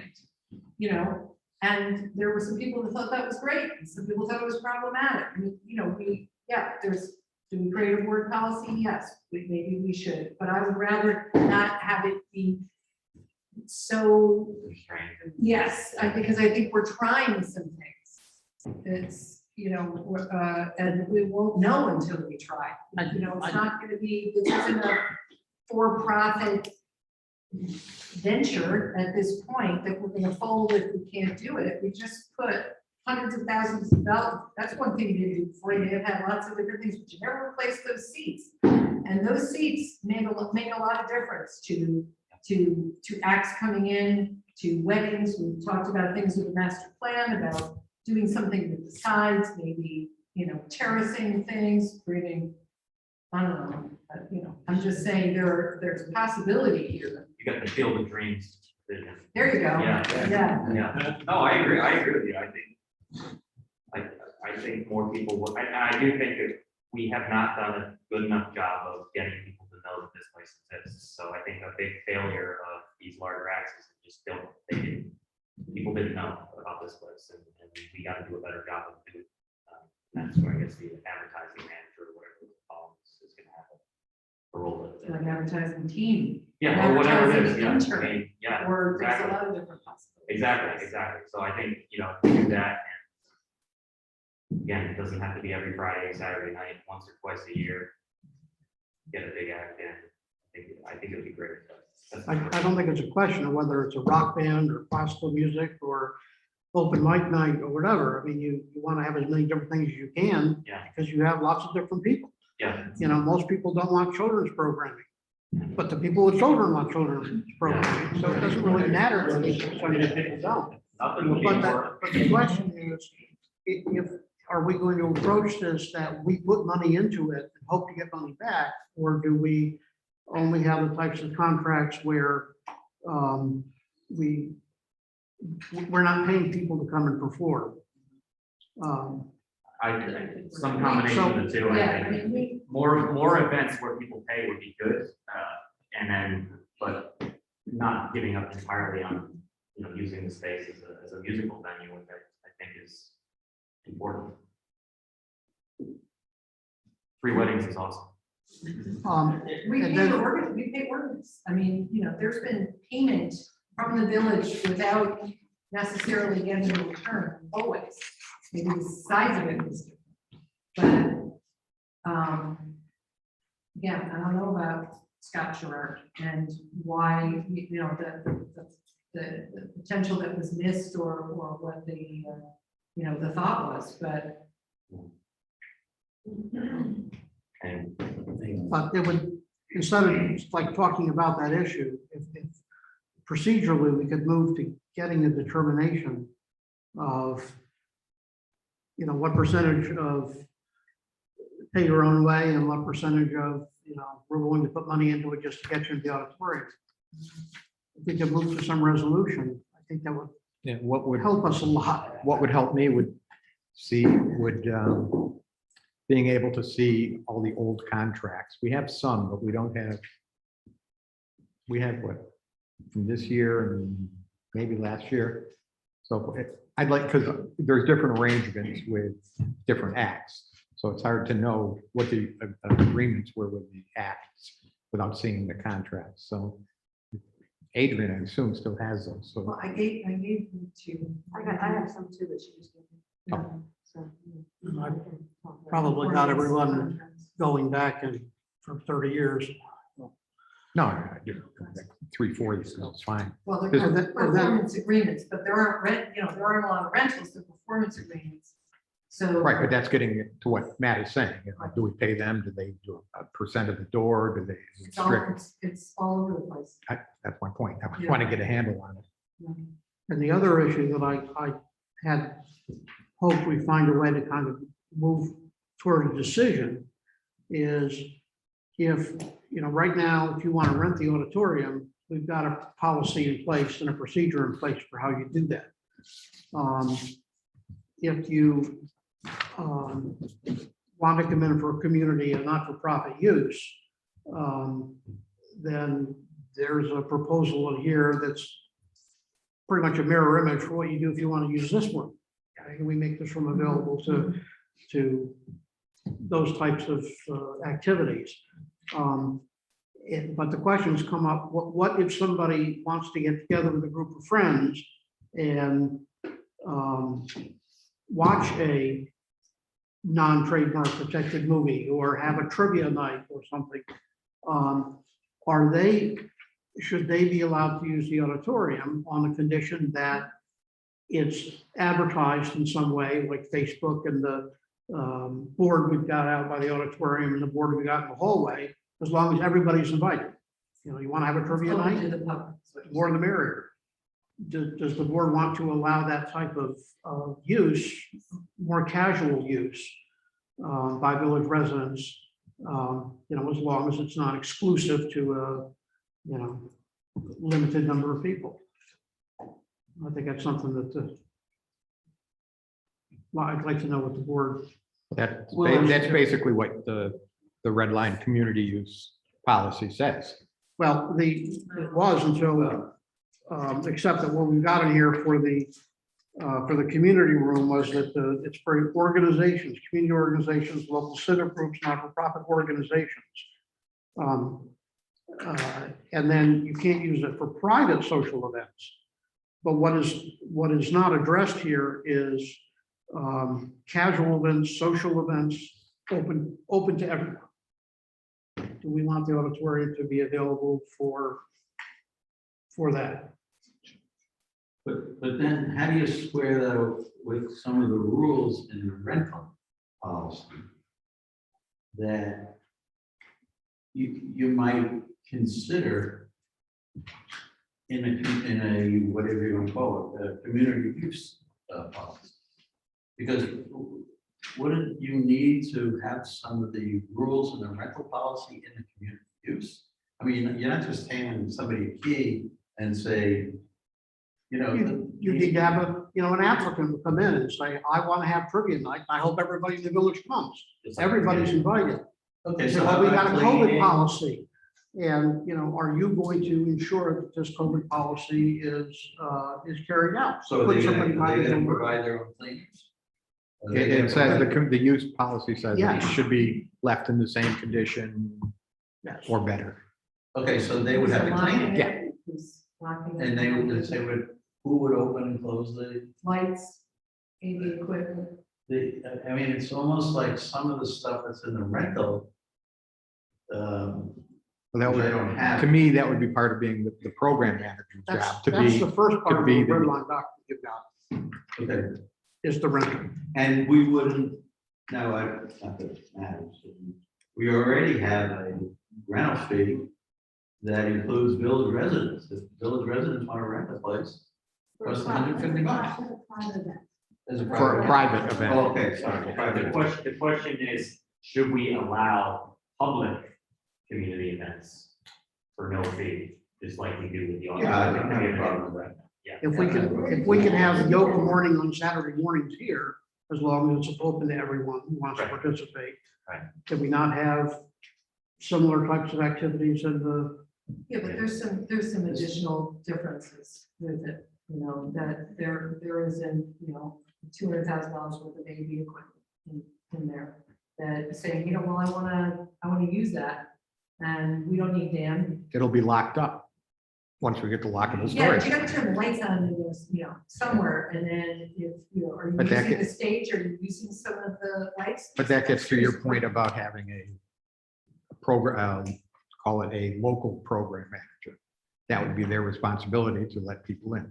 Mhm. So now we're gonna have a local program. No, I was saying earlier, that's one of the ways you can say, there's somebody working on those events, there's somebody working on the village events, I don't know, but it's not the same, it has a different. there's no Not stage to completely fall the off same. of here, Yes, yeah. in this room. Yeah. And there is over there, and we don't have a whole lot. We do have some expensive equipment here, but Right. yes, But there are some you have to differences. address those things, Yeah. but I think those are all issues you can get around if the board wants to. Yeah, I mean, in the And the community board may room, not you want- are not allowed to have private events, but you are allowed to have events that are open to the public. As well as, So in any event, those are two issues that I think that we shouldn't just discuss, but try to find some way to actually decide. I think it works, I think it's fine, I like the concept, I just think we need to massage the specifics of. Like you said, yeah, to what extent are they allowed to use it?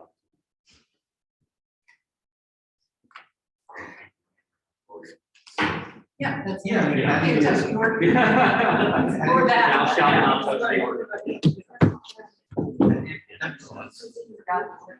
How do you, if you have somebody over there overseeing a crowd that is rented the auditorium. And yet you don't have anybody overseeing the people who are just using the auditorium for no fee. So I don't understand. Not that I'm against it, I think we should do it, that people use it. But some of these other rental rules, I think, have to apply. All right, well, Heidi and Matt are gonna work on that. and Yeah. So let's move on to village trustees. Matt, you got anything? Nothing. Tom? Yeah. I know we're trying to build a bigger and better operation, but, and I'm not defending this because I don't necessarily agree with it, but there's a certain number of people, a significant number of people at least, who would not like to see that auditorium go to capacity. And there's a significant number of people who would like it to just be for village use. And we've talked about making it a bigger and better operation and how we're going to, policies and all this. How have we addressed their concerns? What are those? Which concerns? The concerns of the people who would rather not Well, what is see. their specific? Well, that's Outside what I of- mentioned with the surveys, we Well- should send out a survey and ask them. You can read through this thing. There's numerous references to, let's not have big events. Let's only have village events. And I'm not suggesting that that's the direction we go. But I'm suggesting we have to figure out a way to hear these people. Sure. And Okay, I will, well, I know, and I know you're gonna, and I'm really interested to hear from a couple of people who, not you, Chris. No, not me. No, They're all no, right no. here. People that live around that That building, was the- chopping at the bit. I want to hear. from I want Tom. to hear from people who live around. thank you for. Your fault. I want to hear from you. I want to know what the hell you guys think Okay. about this. I will rework the follow-up survey that I had started a while ago. And if you want some And- sample questions. Oh, absolutely, yeah. So send them to me and I'll incorporate them. Add one about whether people don't show up because it's too cold or too warm. Most of the time when you go there. You know, that has occurred to me that it is hot in there some of those concerts. Well, there is a mechanism, the clear story windows that don't work properly. And if that was repaired, then that's a natural, old school. They were tougher back then, I think. Yes, but it really doesn't work, well, Right. and that's a considerable expense to fix it. Tina. Heidi? Congratulations, by the way, on your closely fought Oh. contest. You won, yes, yes. Crushing wind. And opening it up to public comment. Anybody still there? Sure. I really appreciate auditorium very, very much. I love why it's here and I love being in this village. What I did hear here was you are leadership of that auditorium? Yes, We are what? Well, The it's leadership. village property. That's village property, yes. So, and going back to Tom's mention that we really don't have a mission, a vision, of goals. And if we had that, I think we could really, it would solve so many things. It's like the big issues get solved, the little issues come later. And then you have something to work from. But if you don't know who, what, when, where, and why you are, it's really almost impossible to go forward and to make something work well. That's my big observation of that. Okay. Eric? And so Tom's last comment, I was flatly puzzled by most of this conversation. Because it seems like the vast majority of the board is very interested in bringing as many outsiders as possible into the village when you're elected to support what the villagers want. And it's really quite clear what the villagers want, which is they don't want to have a ton of outside organizations and big groups over there. What they want is smaller community programs. And that's what they want based on that survey. You can rearrange the survey however you want. And it will be obviously somewhat confusing because people want a variety of things. But rarely do people want large groups over there. Second, it's really clear since 1976 that this thing loses money every time you try to run these shows. And it has. If you would save that money and spend it on fixing the clear story windows, then the community would be able to use it rather than throwing money at whatever band or share it or whoever it is who shows up, where we lose money every year. So I'm really deeply puzzled why there are so many people in so much of this conversation so fully committed in making it bigger. All these problems you talk about, how are we going to get advertising? How are we going to fix parking? How are we going to do this? It's all because there's an insistence by a group of people that we make it a destination rather than what it is, which is a pole barn in the middle of a very small, tight-knit community. You're never going to be able to compete against, obviously, STAG, but the Troy Music Hall or any of the other major events locations down in Albany that are all way more comfortable They're able to be used all year round. And as for the master plan and spending $150,000 on seats, hell yeah, why did you spend $150,000 on those seats?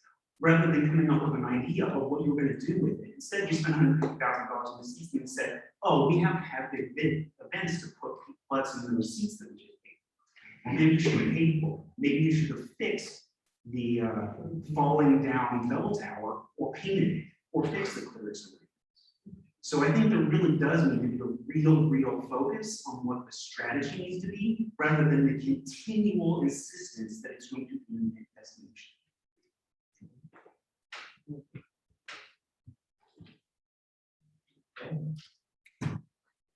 Anyone else? That's, Ryan?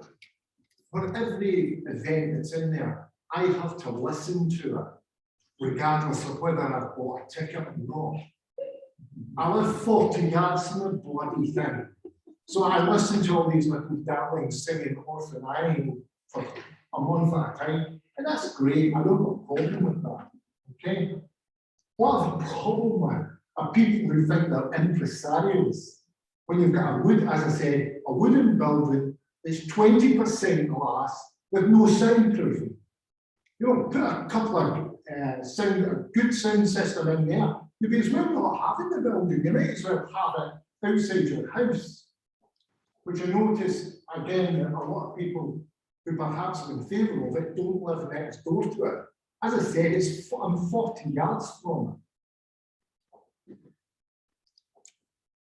I mean, you're talking about keeping order. They can't even keep order in Saratoga Springs. And you're talking about bringing 300, 400 people here for a rock concert or a rock band. Because they're rolling down, they're rolling, stabbing each other down Caroline Street. And of course, you're going to bring, these large groups in. It was once, twice, 3, 4 times a year. How long will it be before it's 5, 6, 7 times?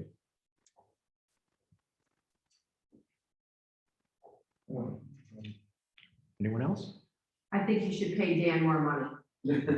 Absolutely. Agreed. That's my comment. Please pay Dan more money because he's invaluable.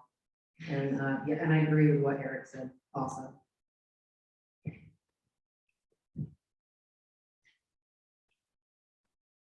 Scott, your hand up? Yeah, I'm gonna go back to the actual survey.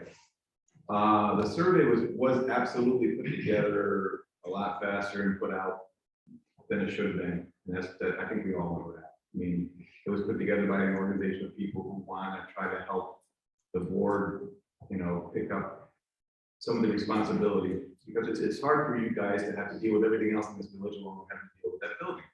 So I think it's a good idea, looking forward, if you're gonna have a management system, that yes, maybe have one manager, but you do need an organization of people. It doesn't have to be a P3, but an organization of people that can kind of go in different directions. And I think just my personal point of view, I do think that it's a good idea to pick people from the village and know the people. I just think that it'll maybe have a little bit more insight than someone from the outside. That's just my personal opinion.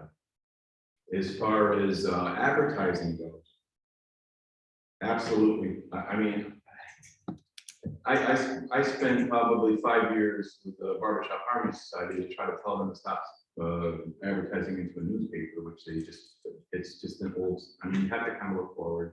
I think we're definitely wasting money on radio stations that are really not bringing a lot of people. Social media is definitely the way to go. Speaking of social media, we have a Facebook page, an auditorium Facebook page, and I don't know how we work this, but we had two admins do it. One being our manager, which is not our manager anymore, and the other one being an outside resident that doesn't even live in the village, that she appointed to try to help with advertisement.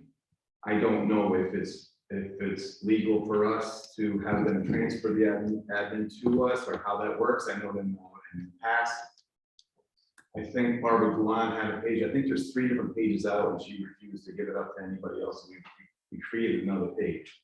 You could create another page, but I think that maybe it would be a good idea for the board to reach out to the admins to ask them to hand the admin over to whoever you're going to appoint in the board as a manager or, you know, whatever you're gonna, you know, I don't know who does it, but I just definitely think we need to get that taken care of.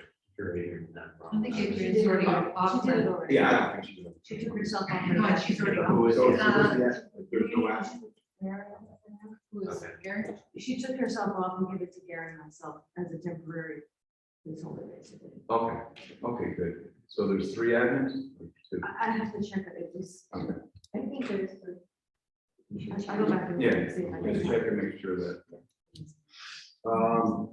Just a little, an idea of, and not to take away anybody's position, but if you're a manager of the auditorium, I think that I don't see a reason of having to have a liaison to transfer their information to transfer to the board if she's attending the meetings to bring. I think that's just too much. It's redundant. I just think that if she should be reporting to the village board on the way that he or she, the next manager, should be there to report to the board. Along with, I mean, and have a system, like I said, where you have people that can have a group of people that can help them transfer what, you know, the information to the manager, then the manager should report to the board. And I just think that, I mean, 9 years ago, when I was 10 years ago, I retired, I took over the responsibility of helping responsibility with the ball diamond. And there's really not a lot of difference, because before I stuck my nose into it, nobody had any idea what was going on with the ball diamond. We were making any money, but it's okay. Just like the auditorium, we're not here to make money. We budget it.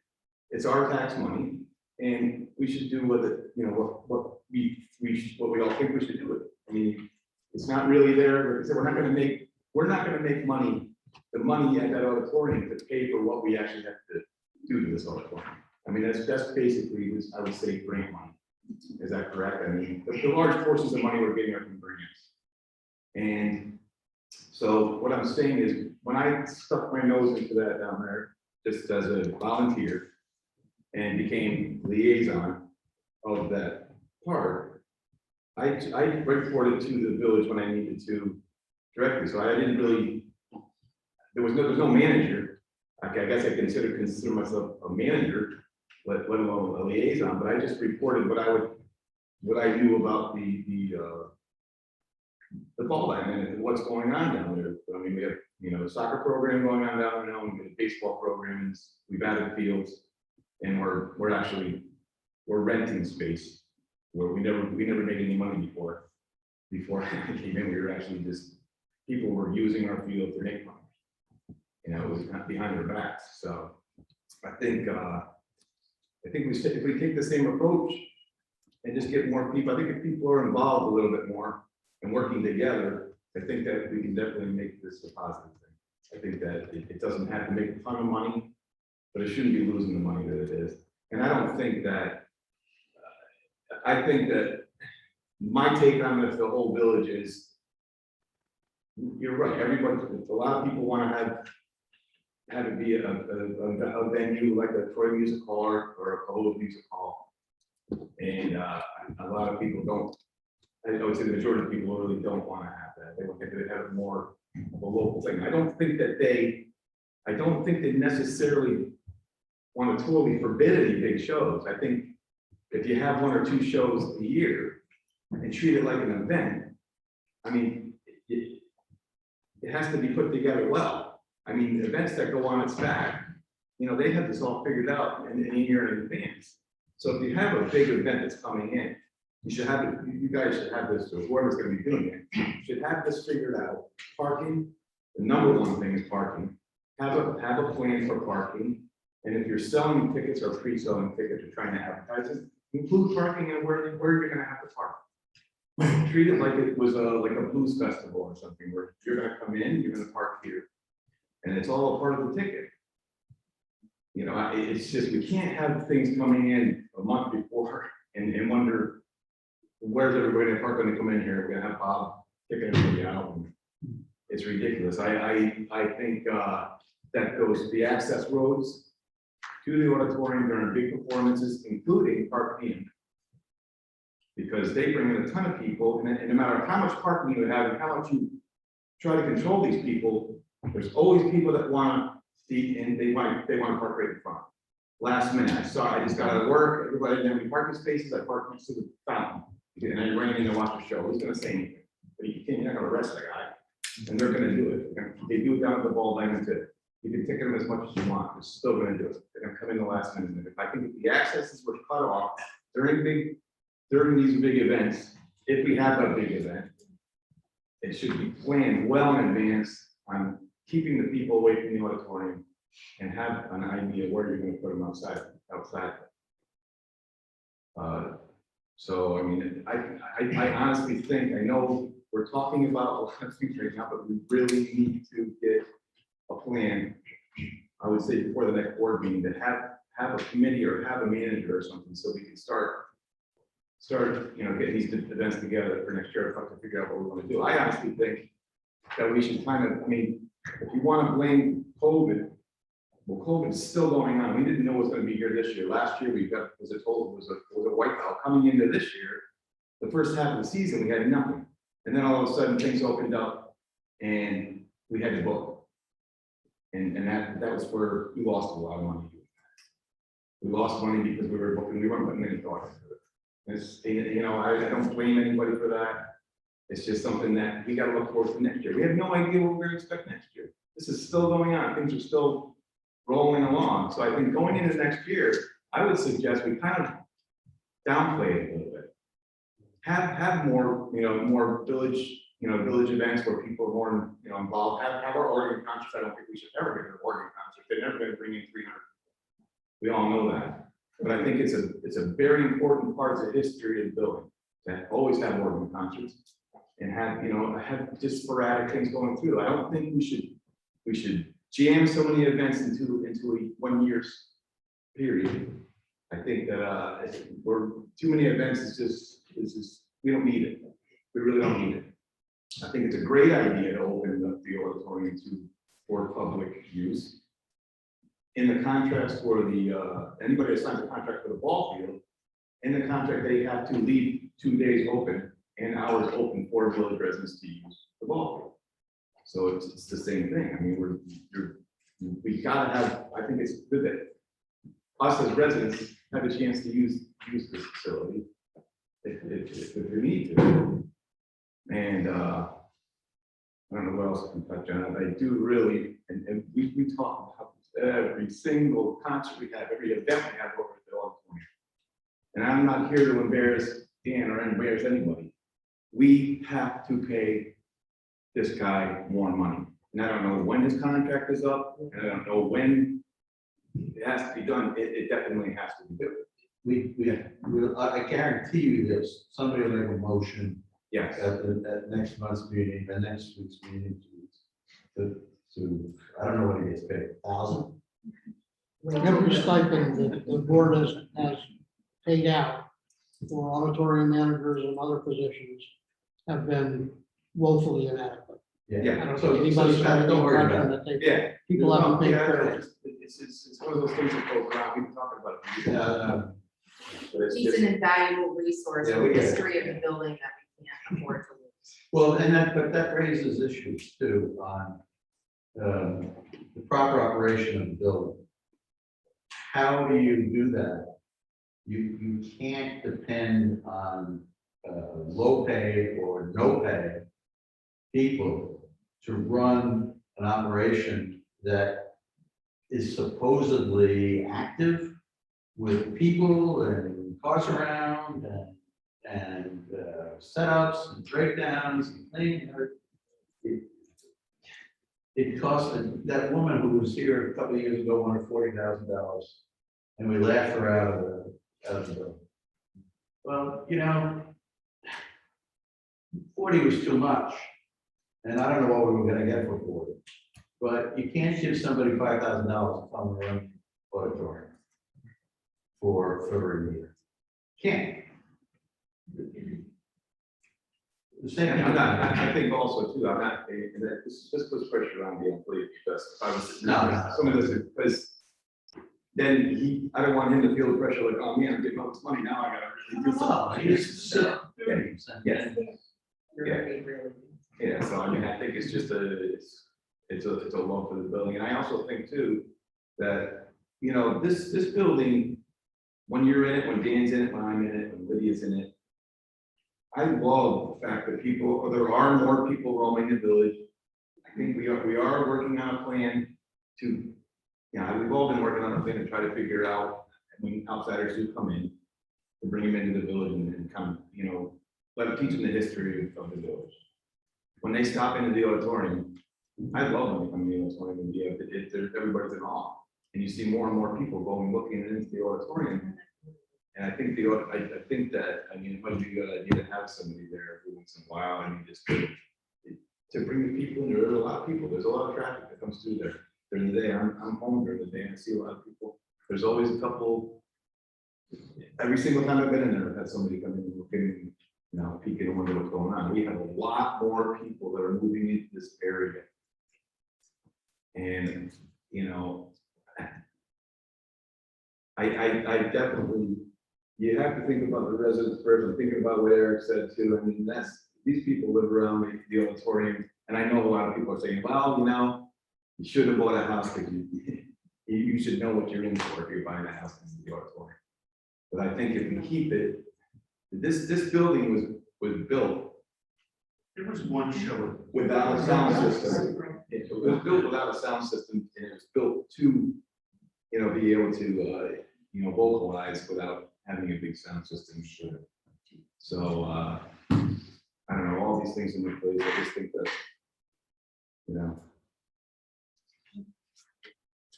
yeah, we definitely need to listen to the people around us a little bit, but I'm totally for putting out some other kind of a survey to maybe clear things up. We really didn't, the Yeah, I fact that- wanted to make that point too, the survey. Yeah. Did you want to play off that? Go ahead. Go ahead. The survey, I never thought it would be used for this purpose. It was Scott and Amy, and I think Dan was there, or maybe not, and Adrian. And Adrian had been asking for some kind of gauge of how to proceed with the programming. And that was, it just was really a quick thing we put together for that purpose. I did not think it would be used, certainly in this environment with this degree of seriousness. It wasn't designed for the questions that you're trying to answer at this meeting.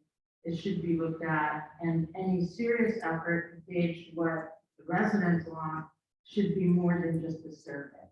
So I urge you that that's going to be your mission, to throw this one away and start over. The entire step. Yeah, but in saying that, I don't think it was a bad thing. I think that having an organization that's kind of taken a little bit of heat off of the village, to kind of try to figure out these things and bring them forward. So the survey wasn't the greatest thing in the world, but it better than doing nothing. We brought it to the light. We know we need to work things out, and I think that this is a good start. I think that we can definitely get this thing going and make it work right.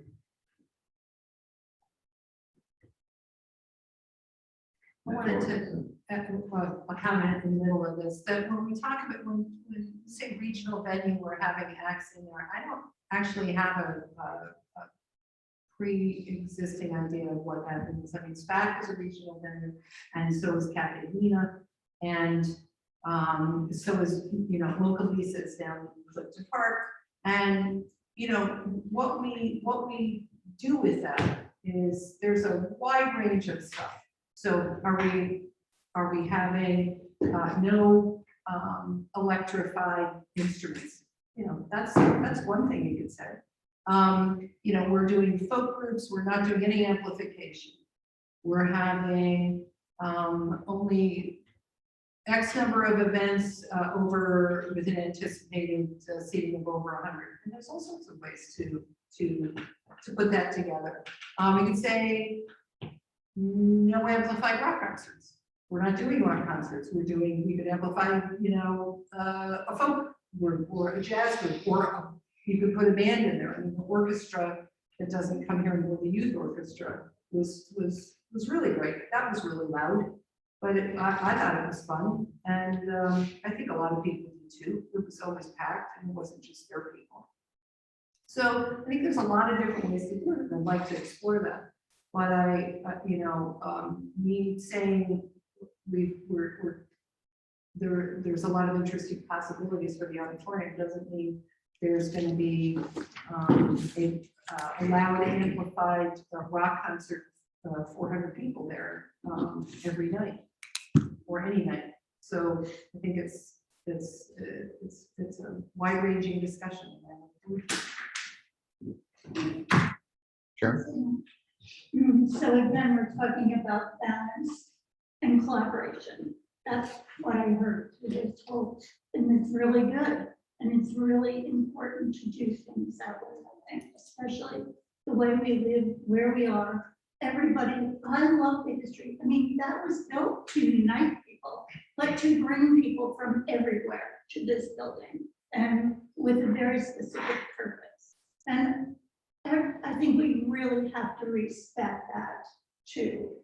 And I think, again, I've worked in arts for over 30 years, and I know that it takes an awful lot to make it all work all the time. And I think that what we could create is a great balance in many different ways. And all of the things you talked about, SPAC, Tribe Music Hall, Cafe Nina, they have millions of things that you could collaborate with them. What if we took one of their artists coming up there, say, the conductors, and brought in here for a lecture? Things like that we could collaborate with everybody. And now I know your revenue stream is a little questionable, but there are a lot of things out there that we could really build upon and with. And I think that's what Adrian was working for with the survey, was to figure out, things to build on what direction. It is a balance, 100%. I mean, at the end of the day, it's a national historic landmark. It's a national historic landmark, right? I mean, it belongs to not just the village, it's our property, but this is a place that has national historic importance. And again, that doesn't mean we have to have an amplified rock concert 5 nights a week, but it does mean, in my opinion, that we ought to provide that as it's a place for everybody to see it and enjoy it. And so I think we need to take that into consideration too. I do think we need to, people that live right by the auditorium, I certainly think we need to take those guys' feelings into consideration. I think that we can design some types of programs that will take that into consideration. But I think we also need to understand that it is a really historic, important building, and it should be enjoyed by people. It shouldn't be shut down, barely used. I think that would be a travesty. Amy, did you have your hand up? I did. You had mentioned you like outside events and like the weddings and stuff. The weddings are kind of great when they're people who live in the village, people who will respect the building and respect the neighborhood and stuff like that. If you start getting, and it's not just weddings, but like any of the events that come in, they don't have as much respect for the space as the people who live here do. Like even Carpe Diem over the years, they improved vastly, but like it took a lot of time and work from Kim and whoever, Gary going over there and like being on their case to get them to comply. You can put it in their contract, but they're not enforcing it, and they're there for a day. They come in, they do the good bond, and then they leave, and there's no consequences because they're not coming back for some of these things. And it's something that I think we need to consider if it's somebody who has to be there, who the whole event supervising it, to make sure that these things are being enforced. I think that would be a key thing to have. Are you talking So about, that's- Amy, are you talking about outside weddings or I'm just carpet talking about- diem? I'm just talking about general, and you mentioned there's free weddings. And if you're like starting to try and consider it as a wedding, a venue, people drink at weddings. Like, I mean, I don't want 300 drunk people hanging around the auditorium that like don't respect the place, like, you know? But they don't respect the place, you know, like, I mean, I've seen people peeing on the side of the auditorium building. And not more than, like, not just a single event, more than once. Like, these things happen. And just, you know, that's stuff you have to consider when you're bringing in more people who just see it as a rental space, not something that they consider cherishable and something that they really love. And then these same people also with the parking, like you said, these people, the ones who show up late are the worst offenders, because they speed in and they circle and they're looking for anything to squeeze into. Like, the ones who show up late are frequently the worst. And I feel like parking has gradually improved over the years, like especially with carpe diem this year, but like, it's not consistent. They definitely, I think that's, you guys have addressed that you need to have something, but I think that's important. I'm going back to 2019 because I consider that the last year's season. Between July 12th and July 19th, 7 days, there was 5 events in there. That's a lot. And they're not quiet events. They're bands that are shaking the windows and they're not bringing in enough people, in my mind, to value disturbing the neighborhood and costing the village money. And for that much frequency, like, I'm not opposed to having a couple of loud events in the auditorium in the summer. But I don't need it 5 nights out of the week. And for nobody even to come in for to lose money. This is a bigger event and you're making money and somebody's taking care of parking. You do that twice a year, I mean, I probably still wouldn't enjoy it, but I mean, I would find it more acceptable than disturbing the village for 5 nights out of 1 week for just to lose money. I don't see the point or value in that. And then, like you said, the band had, how many people did you have last week? 175. Oh, 175, yeah. That was, I mean, that was a lot of people. They were less disturbing and more pleasant than the crazy Swedes when they came back during the day to film their concert. And you had to leave the house. Like, it was so loud. They came back, I don't even know if they paid to rent the space a second time to come back and film their concert or not. It was kind of like last minute. They didn't properly film it when they were there, and then they came back again to film. It was during a work day. Eric was trying to work. We literally had to leave the house. And that's, that kind of stuff, and it's not good for me. I don't think it's good for anybody.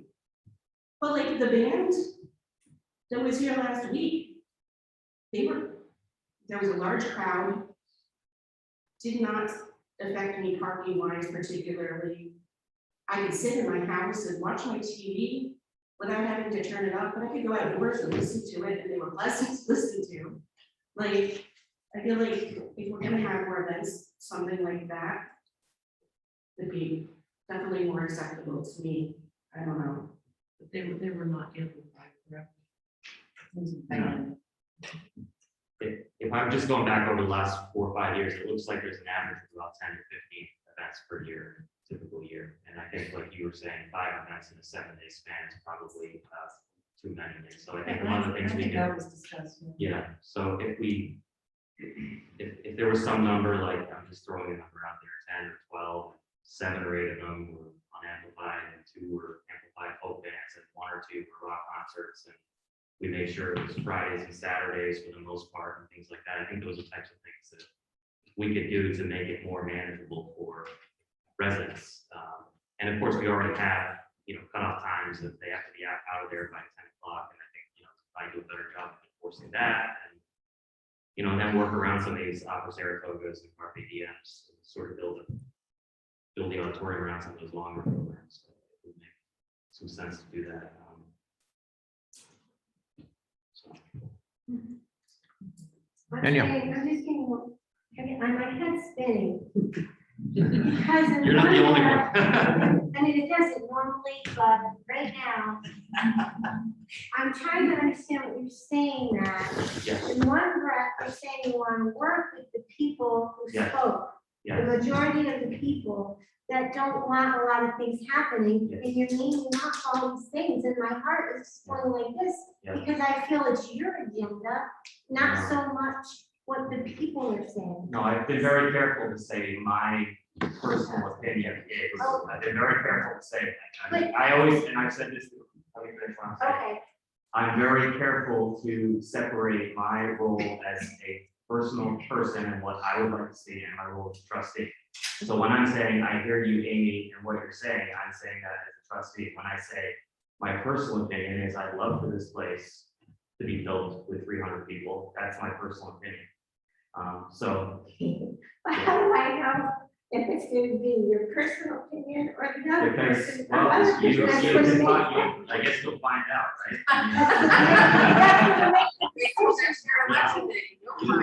And you know, I'm a straight shooter, so I'm always gonna tell you how I personally feel about something, but when I'm here wearing my trustee cap, I call balls and strikes, and I try to be as fair as possible and listen to everybody, but we also have a lot of different roles, right? So we are, we have to listen to the people that live close to the auditorium, we have to listen to the people that don't want to pay, don't want to lose their tax money for certain types of things. So we have to listen to everybody. There's 820 something people in the village. And as trustees, we represent all 820 something of those people. And so we have 176 responses. A lot of them were people that, have something to say about the auditorium. But on the other hand, I have conversations with people in the street all the time that want to see more of different types of things. So there's different points of view, and we have to represent all of those different points of view. So I'm taking into consideration what everybody's saying. And I don't really have a dog in the fight. I mean, I personally would like to see a bigger act or two per year, because I just think it's such a great space and we're underutilizing it. And I also think we should have more local events. I also think the community should. So I guess I'm like all those people that are conflicted in the survey in a lot of respects. But I think it would be great to fill that place out once a year. I just think, personally, I think it would be great to fill that space. We have 300 seats in there. It'd be great to see it filled once a year. I just hope that you choose to honor the people that live here more than you choose to honor the Oh. people on the street that don't live here, that say. I'm talking about I people like who do live here, that do live here in the village. There's 800 people who live in this village.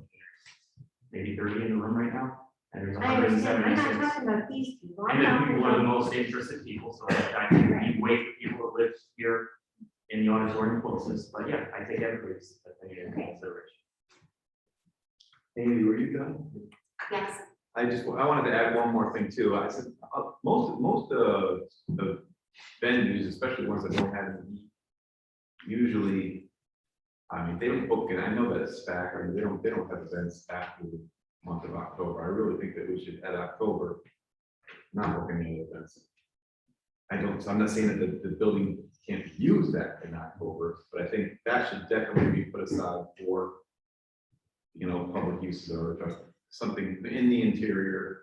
If somebody wants to do a late open mic, which I don't really, we've tried in October, it's kind of cold. But if they wanted to do something within, I thought about this year, if I had an open mic in October, to just leave it to Round Lake performers, that's it. Just people within our village to perform for people in the village. And make it more of just a local, really local close event, kind of like to finish the year off that way. To bring everybody, just put the village together, and that we have a lot of talent in this village. And we can definitely have an event like that in October. I just don't think that, and I don't mean to say outside events, but I'm just saying that, people that are coming in to use it to do, a concert or anything, I just think that it should be shut off Scott, you bring up a good point, and I had loaded something out to the board that, you know, any event that has to use the back areas, because we kind of want to reserve October, because you guys need almost all month to set up, correct? I want to say, we did not pay him this day. Say that I told you about you, I said I think- And I put this out, like, 3 weeks ago, when we started talking about the auditorium, to say you might want to consider limiting any events in October that that want to use the back area, because I know pre-COVID, the year, I don't know what year it is anymore. You know, we had the issue where there was a wedding, and it was problematic for you guys setting up because they needed that back area, so.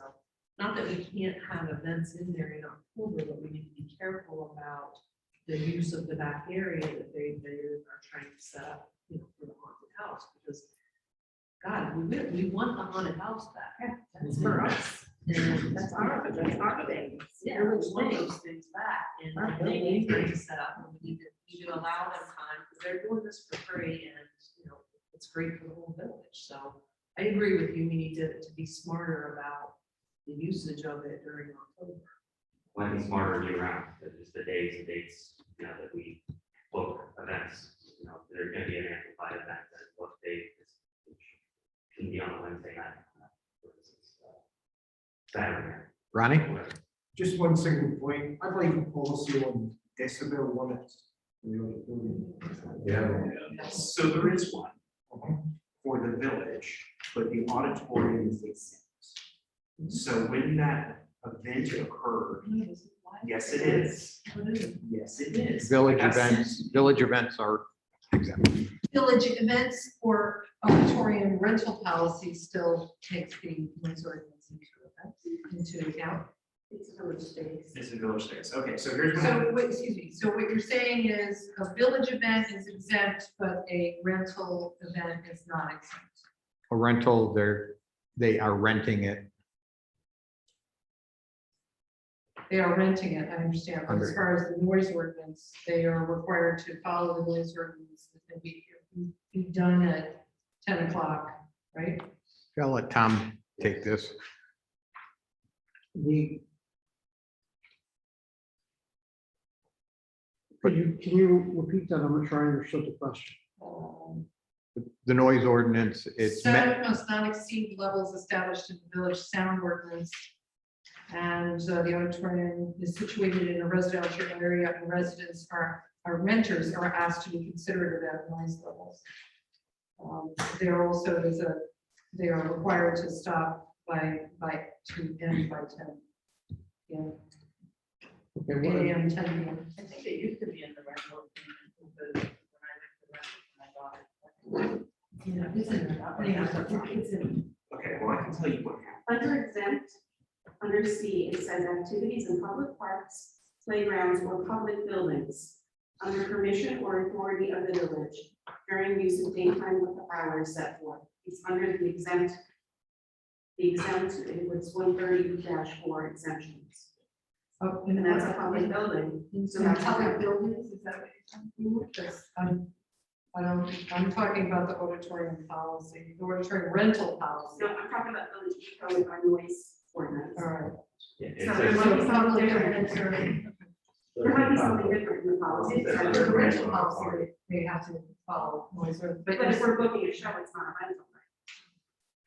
You mean if it's If we're it's paying. part of the season, we're paying, yeah, I guess you could technically say that. Here's the specific scenario. The Crazy Swedes had a show and came back because they wanted to have some video. They started at 1 p.m. on Wednesday.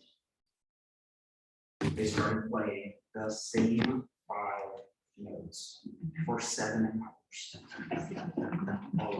Because they were doing this, they were trying to get a video. It didn't go past 10 o'clock, but for 7 hours during peak work time. On my front porch, it is 65 decibels. 65 decibels is enough to damage hearing. I hate to think what it was like inside, but I was trying to work. I work from home. Ronnie works from home.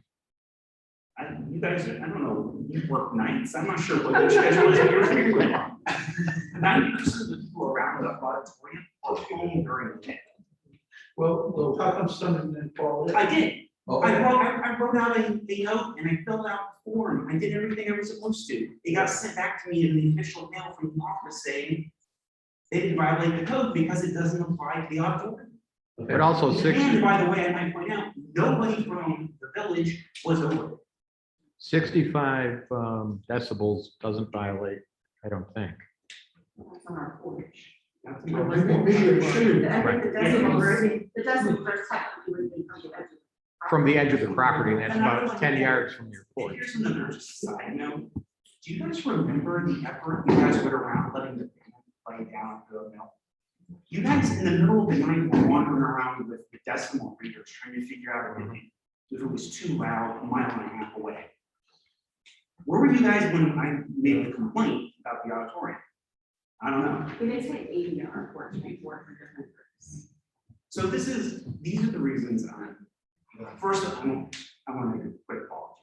I know I'm coming across as angry because I'm incredibly frustrated about the way auditorium is continually used and has been for years. And even when I follow the process set forth by the village, nothing. And it's incredibly frustrating.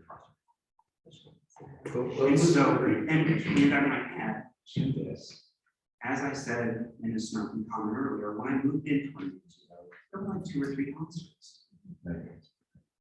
As Amy said, a year ago, there were 5 in 1 week. I understand that people want the auditorium to be used. I like the auditorium. So there is that balance of the fact that it is in the middle of a community. And that community should have a priority on using that for our events and not having outside events that cause negative impact over and over and over again to the village. Nobody needs a survey to know that there's parking issues. Nobody needs a survey to know that there's speeding issues. And I know you keep trying to address it. I have news for you. You're failing. You can't succeed the way it's set up. Well, So you you need to rethink your strategy. Yeah, I forgive you for being snarky. Thank you. But you're never gonna, there's certain behaviors you're never gonna stop. You So can why- mitigate to some extent, you'll never stop it. People stopping and stuff. You know, it's not, you're never gonna get everybody to stop stuff. Okay, so what I'm hearing here, I don't know, Sharon, I know you've been around, I know Heidi's been around. I have never sat in a meeting where I've heard so many spot-on comments, suggestions than I had tonight about this auditorium. I've never heard people talk about, well, maybe we shouldn't be doing amplified music. Maybe we shouldn't be doing so many events close together. Maybe we should, be monitoring more closely what we're presenting to the public. Maybe we should be more concerned about the Kincaids and Ronnie and Eric and them who live around with it. I've never sat in a meeting where all these things have been discussed. And I find this incredibly productive. I get so many good ideas from just listening to you guys. I heard the Little Orphan Annie thing. I would kill Little Orphan Annie. That's what I'm really kind of pleased. I didn't get into it. I know that musical player.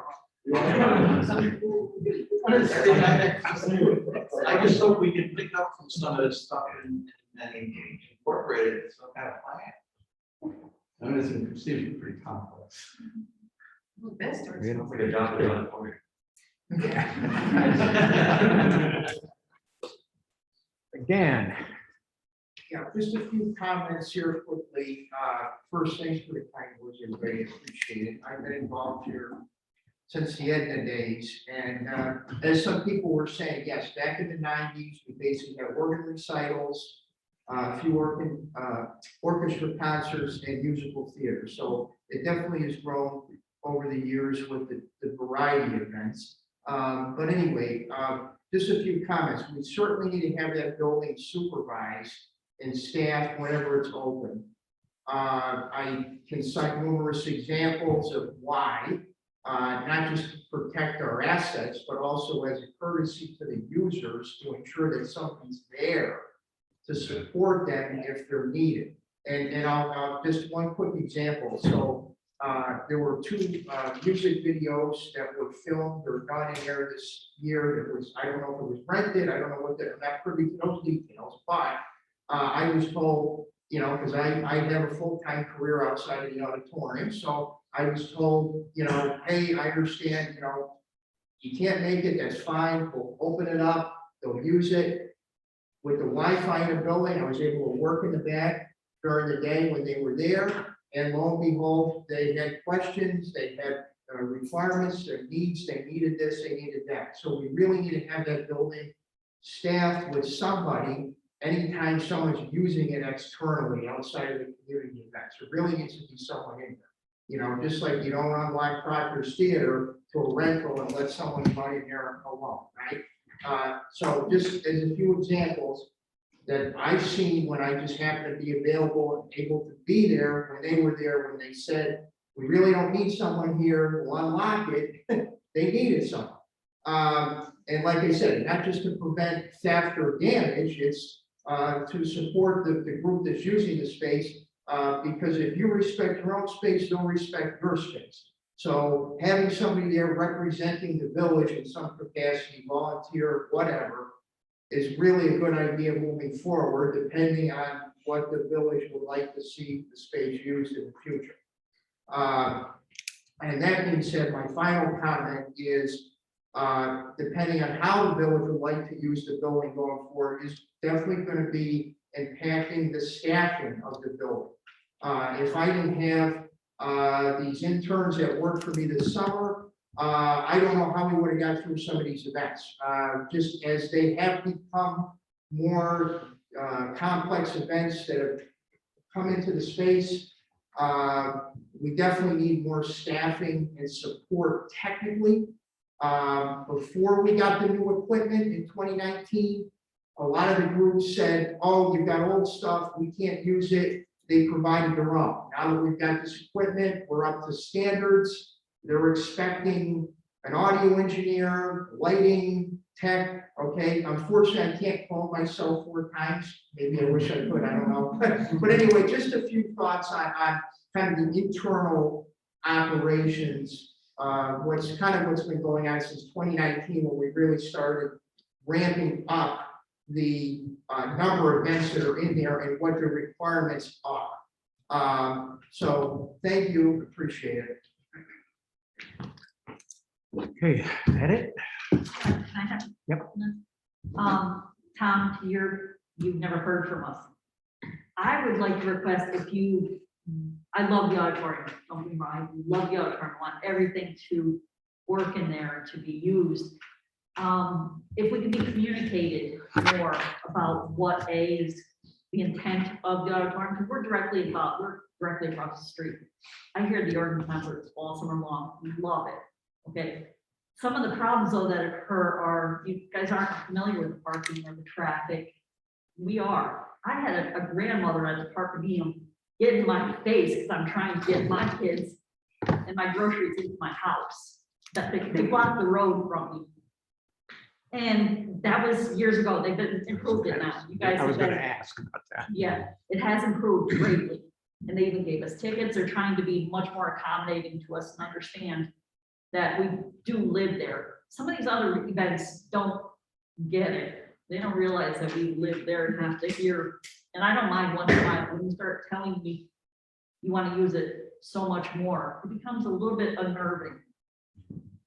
But if you're going to do some of these things, I only found out through a Facebook page, you're going to do some of these things that directly involve where I live and kind of, I'd like to be aware of it, informed of this. This just happened to be by word of mouth and the Facebook thing that I knew about this. So you say, you haven't heard any of this stuff because we weren't I was never aware that this stuff was discussed or, anything different was going on than what had been going on for years.